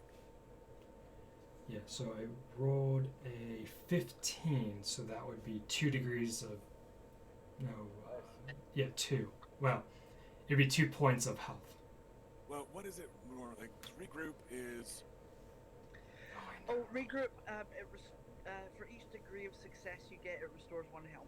Yeah. right. I'm just checking. It doesn't have a difficulty modifier. No, I think it's but I think it's difficulty 0. it's a standard difficulty. right, which for them is 6, but with N- 3. 9 currently. Yeah. So all right, they'll 2 get back points. a couple points of health. So yeah. Okay, good. So they won't go immediately back to routed, at least. Hopefully, yeah. Like depends on Well, what they get hit with. It's hard to say in this game. They might also just get destroyed because somebody looks at them crossways and rolls well. Yeah. Who knows? Don't you dare. okay. So I guess we go to the next. They will die Right, within the allotted half hour. because now we have wrapped up step 7 orders, which brings us to step 8, which is second player actions, which is you guys. So after all the orders are given, any characters not attached can take 5 rounds worth of action. Characters can do that above. You can detach people, or somebody can take command. Erica, you want to roll for Oris attacking some gorillas? I mean, yeah, I think we know how it's gonna go. I think it's gonna be very silly. But like, let's say that this is if this goes well, or even if it doesn't, it's probably gonna take the rest of the fight, right? Like he's not gonna run over there and kill 100 dudes in a minute. So we'll just say this is what's going on. Yeah, let's. Adam got back on his feet, right? He's not on his horse. Yeah. Okay, so when he orgasms, he's not gonna fall from the saddle. Oh, come on, he has some decorum. So who wants to roll for this? He'll go home and wank about it later. So Erica, Well, definitely. do you want to roll, or do you want to let Ash roll for this, Erica? I'll make it your call. I think we should all roll. There's 5 of us, and there's 5 attacks. We all do one. Like I said, we'll just make it the one attack. Because Okay. it's already kind of silly enough. Okay. Adam, you go ahead. You do the honors. Me? Yeah. Okay. All right. So Ash, this is Oris and his greatsword waiting, and he currently has the hammer like slung over his back. Of course he does. So I'm surprised he's not dual wielding. no, he's got his shield up, like, cause he's concerned about not hurting your feelings by dying. So I'm surprised he's that aware of my feelings. you made them pretty clear with that ambush smooch attack. So this is going to be 7 dice, keep 6, and you get to reroll 1 die. Okay. And once a day on a fighting test, you can get a +2 to a single roll. So maybe now's a good time for that, depending on Yeah, the total. let's go with that. Okay. Depending on the total, I'll let you make an informed decision. That's fine. Okay. We've got 26 on the dice. Would the +2 make a difference? It would, actually. Let's go for that then. All right, so because these guys are gorillas and they have athletics and like really light armor, they actually have a really good combat defense of 7, which is a 27 because it's a character attacking a unit. But So- because you used the +2, he hit. Nice.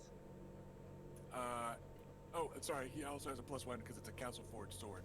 So actually, he would have hit either way. He was close enough. So yeah, keep the +2. You don't Okay, need to keep it. which means he hits with his sword that has a base damage of 13. Fucking hell.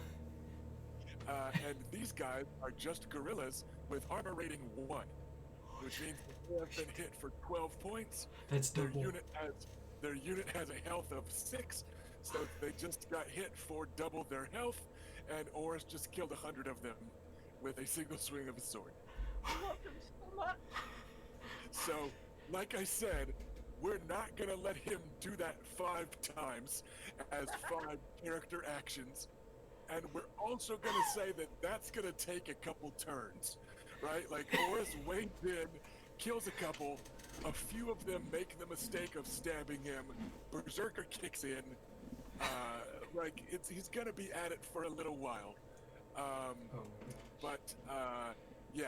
So like I said, we have some issues with how this game works sometimes, and that is one of them. So yeah, Oris just kills 100 dudes. Oh, and Bloody Pate takes 10 points of damage that cannot be soaked by armor. Since Bloody Pate only exists as a warfare score of 3, we're gonna say that that kills Bloody Pate, and at some point Oris will come back with his head and 99 others. I love the bones of that boy. So we'll say that takes a little while. Yeah, Oh my god. yeah. So, that ends the second player actions part. We don't have any other characters that are gonna do stuff, which brings us to step 9, which is resolve standing orders. So you start with the Vulture King side. You want initiative. commander may pick one unit that is not acted yet or received orders, and they can resolve orders from previous rounds. Nobody has that. Yeah. And this is where I've got another kind of problem with it, is that like that infantry unit that Reyna charged into, they don't, from what I can find, they don't automatically get to take an order of attack back. Mm-hmm. Right? Like they're currently in melee, but until they get an attack order, it is my understanding that they don't like automatically attack. Like once they get the order to attack, they will never ever stop. But as it is, they don't get to fight back. So like cinematically, they're fighting back against Reyna and her cavalry. But rules as written, they don't, and that's what we're going to go with. So standing orders, nobody has orders from last round because this is the first round of combat, which brings us to step 10, repeat. We loop back around to initiative. Woo! Round 1 over. Yes, so Fucking hell, officially, it only took an hour and a half. so at the end of round 1, we are sitting on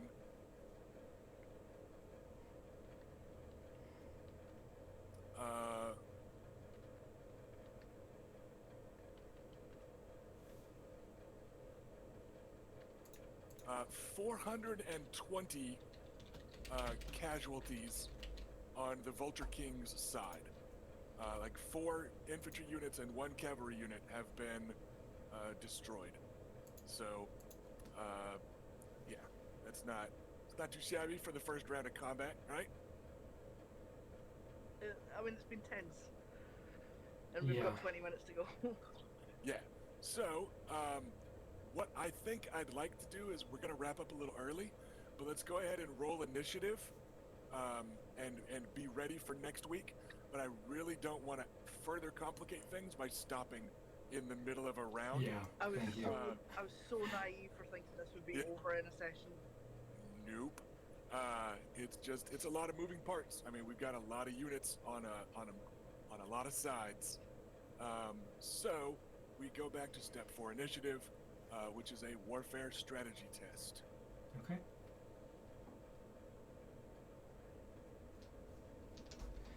Thinking about if I want to get my extra bonus die on this to help me go first. If it will help you make that decision, he is sitting on a 19. Ooh, that's like on the border of... I will take the bonus die. All right. So this is your strategic bonus die from deciphering stuff, or is this the bonus die from your like leadershipy stuff? Like This is from the leadershipy stuff. Okay, so just a bonus die, not a kept die. Gotcha. So this is fun. I also have a... Oh no, wait. I have a 19, but I also have a 1 that I get to re-roll from my Nice. Blood of the Rhoyne. Oh, but it's not enough to replace. So I have a 19. Okay, so on a tie, the character with the highest rank in warfare goes first, and then it goes to bonus dice from strategy. He is warfare 5. Oh. Maybe I would like to use one of those bonus destiny points from Adam's research to keep an extra die then. Right, and that will break the tie. As you remember something that, Adam uncovered about, like, what to do when a flank is threatened by cavalry. Like, you know what he's gonna do next, and between that and your bold Rhoynish blood, you are able to seize the initiative coming into the next round. Actually, we're not quite going to stop there. We're going to stop before orders, because part of step 6, first player actions, is organizing or rallying disorganized or routed units. Do you have any of those left? No. Okay, then we will like if you did, you could do that and get them ready. So we are leaving off, heading into step 7 orders, with Bela about to take the initiative and commence further bloodshed.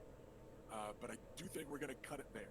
I hate to stop us a few minutes short, so if you all want, we can do kind of a question and answer session or something for a couple minutes to kind of wind down.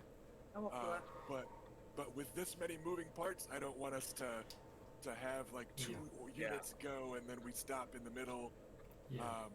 Yeah, it's a lot going on. So, I'm going to kick off the question and answer thing with just a reminder that we are still not terrific fans of parts of this system.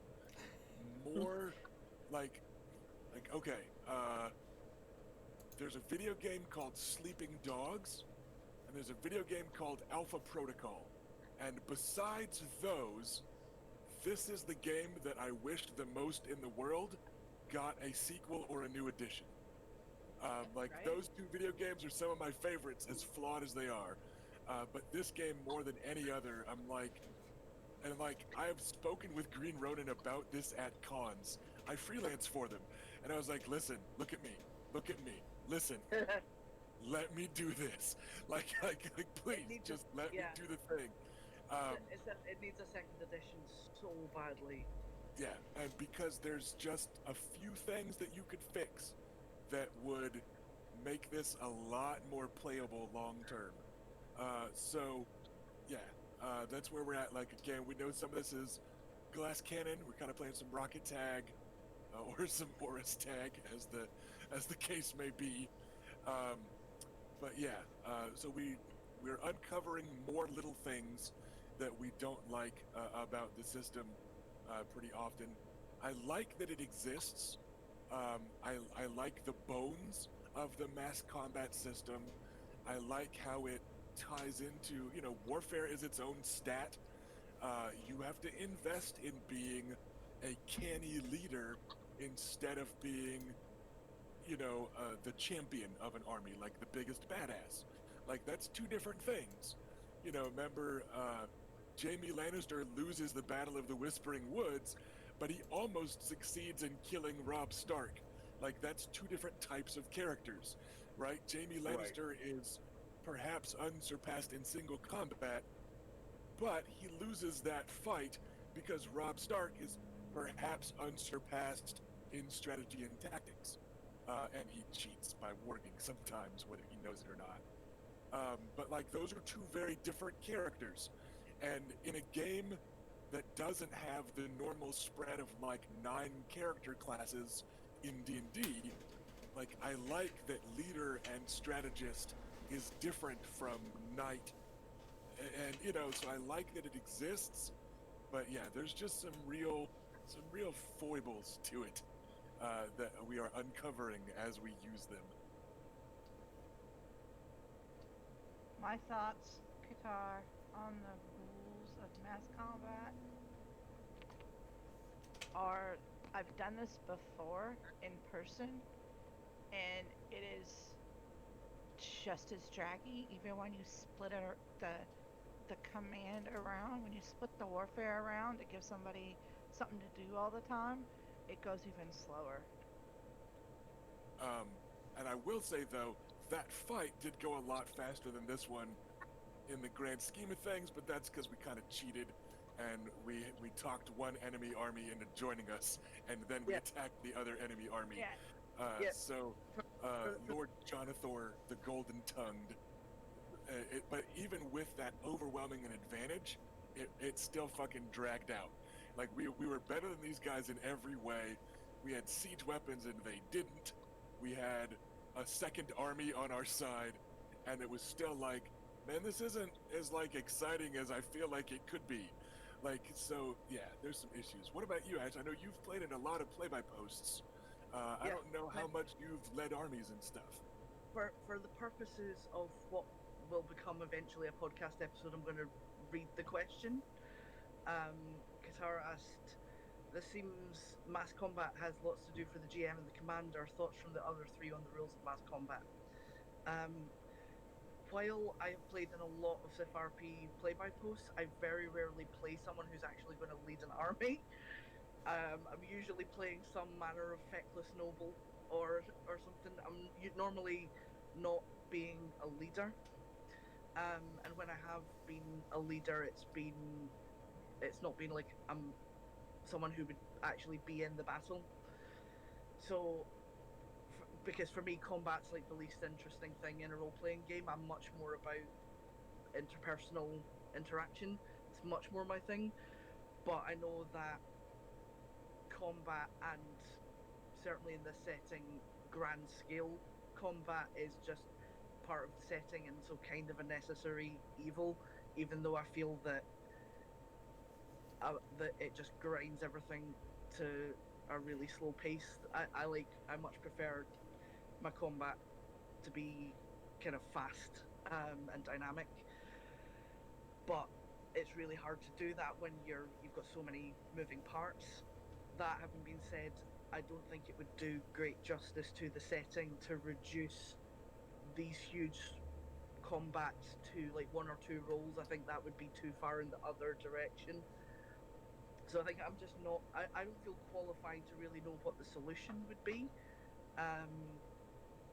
But yeah, like this particular system's like even single combat can be quite time consuming in this system, and like the fact that we've only got through one round of actual warfare in this session is kind of, yeah, that's a lot. And I don't know, it gets into kind of shonen anime territory where fights take like 3 episodes and stuff.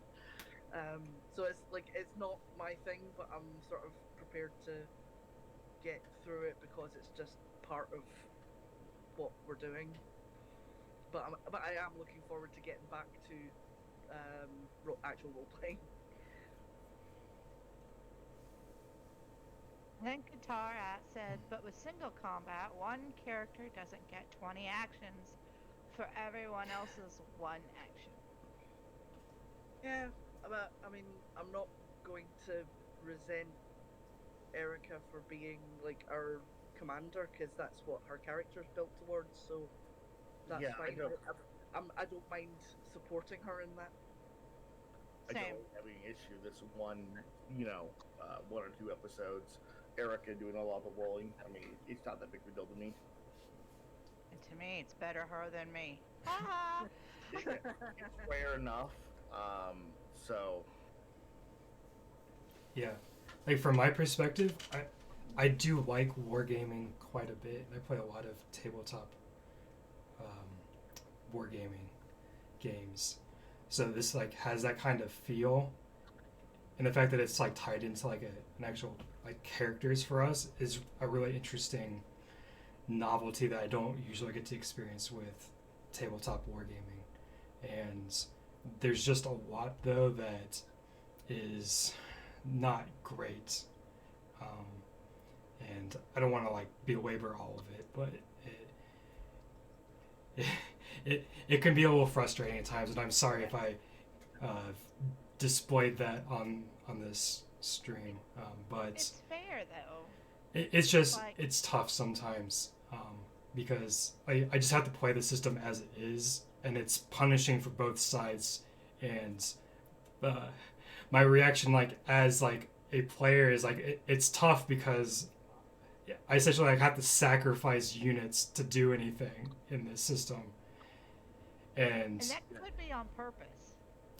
yeah, it just Actually what they consider, a feature instead of a bug. it could be. Yeah. It Like yeah. there's several things that again, just a new edition could fix a lot.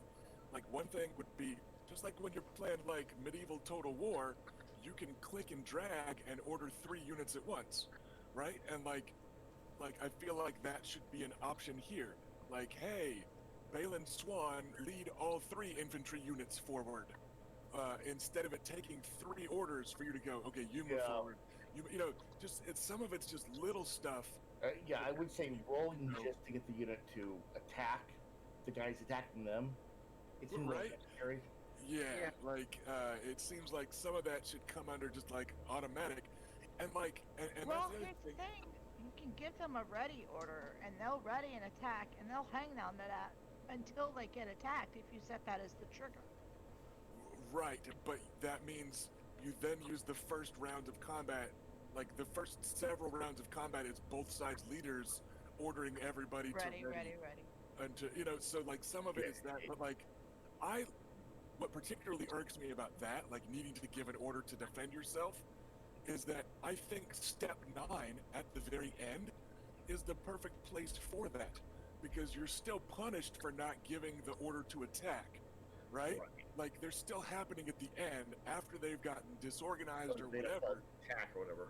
Yeah, but like to me that makes perfect sense for when to do the kind of pathetic counterattack of, oh shit, defend yourself, So there's just lots of like little things, and like Eric and I mentioned, you don't really get a bonus for having a really high warfare, except for initiative and the number of orders you give.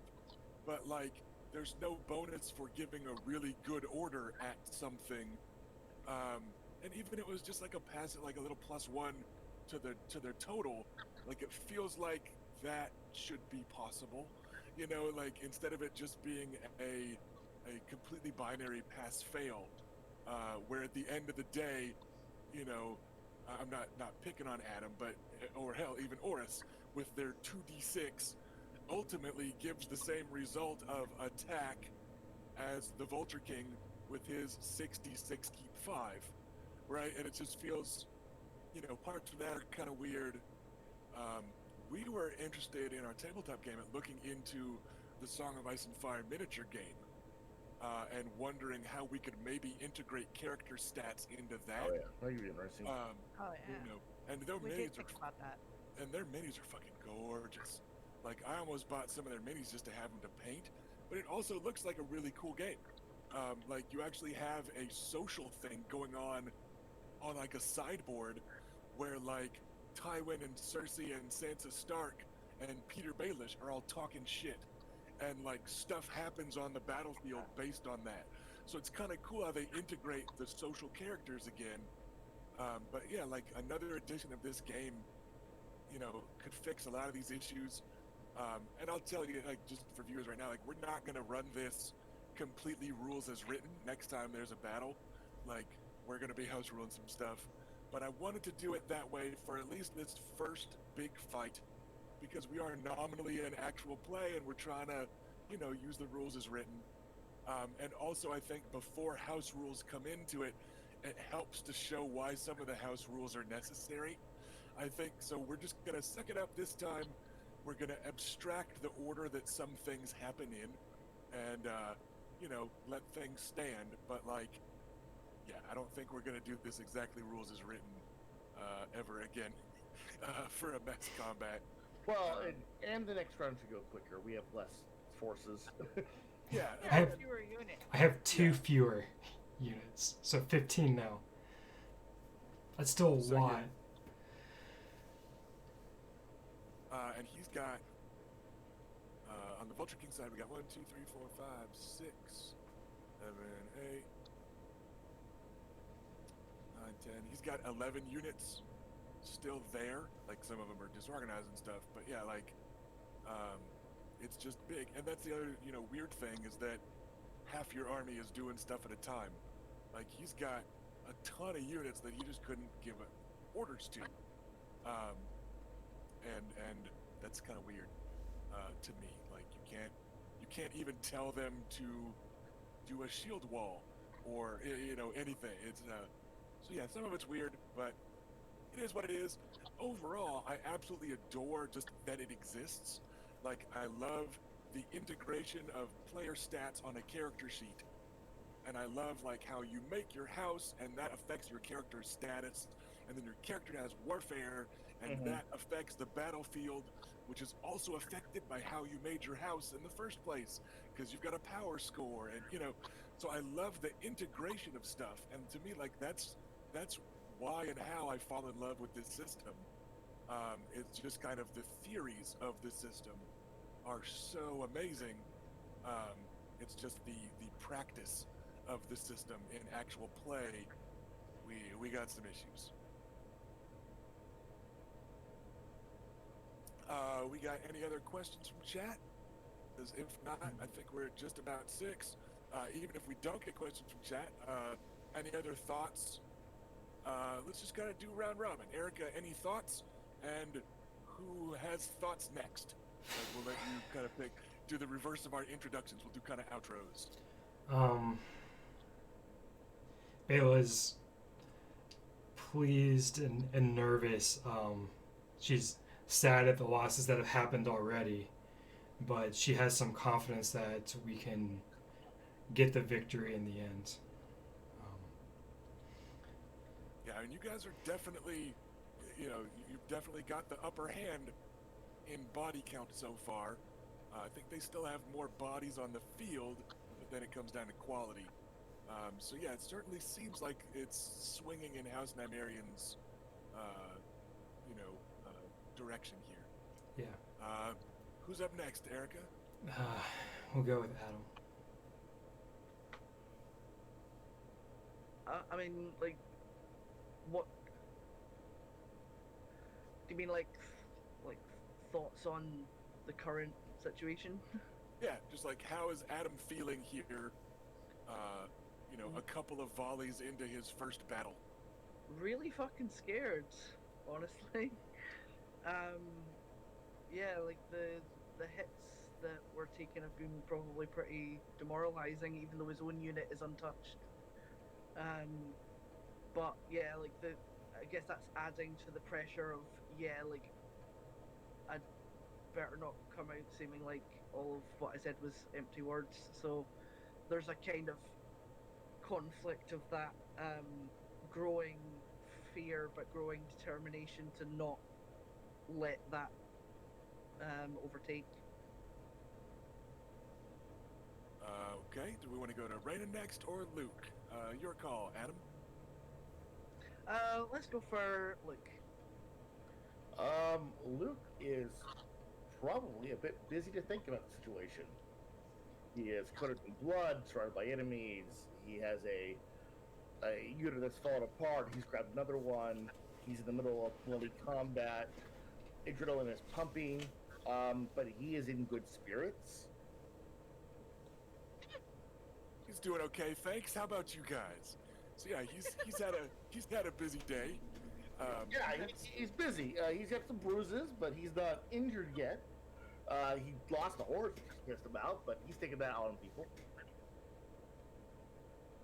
And how about the heir to the house, the Lady Rhoyne? Rhoyne is just kind of running a little bit on autopilot, but she's also trying to decide, because I don't really know how she is responding to this. It's a lot of carnage up close. I mean, a lot of carnage and bodies and screaming, and it's all kind of awful and terrible when you're right in the midst of it. And but I don't know how much she really is affected by it because she's Rhoyne. That's fair. She's just not going to worry about it yet. I think what she's focusing on right now is continuing to cleave a path through whatever's ahead of her and her unit, and just that's all she can do right now. That's her duty, and that is what she will do. And then afterwards, we'll have to figure out if she's one of those crazy dragons or not. And we don't need to figure that out right away. So all right, everybody. Thanks for hanging out with us today and seeing the awful bloodshed of murderous volleys of arrows, and then a charge followed by a countercharge, followed by a countercharge, followed by a countercharge. So like the bodies are really piling up over there. It has been a very busy first round of combat, and we are going to pick up in 2 weeks' time with the Lady Bela getting ready to give the first orders of round 2. So thanks for hanging out with us, everybody. Thanks, Please guys. stay safe out there. We now not only have a global pandemic that we're not done with, we might act like we are, but we're not. And we also, of course, have, you know, basically race riots and police and National Guard brutality, kind of border to border over here in the States. So everybody be careful out there. If you're going outside to do stuff, watch yourself. If you're going outside to march, extra watch yourself. Be nice to your neighbors, all that good stuff. Everything's pretty shitty right now, so let's try not to turn this joint into Westeros ourselves.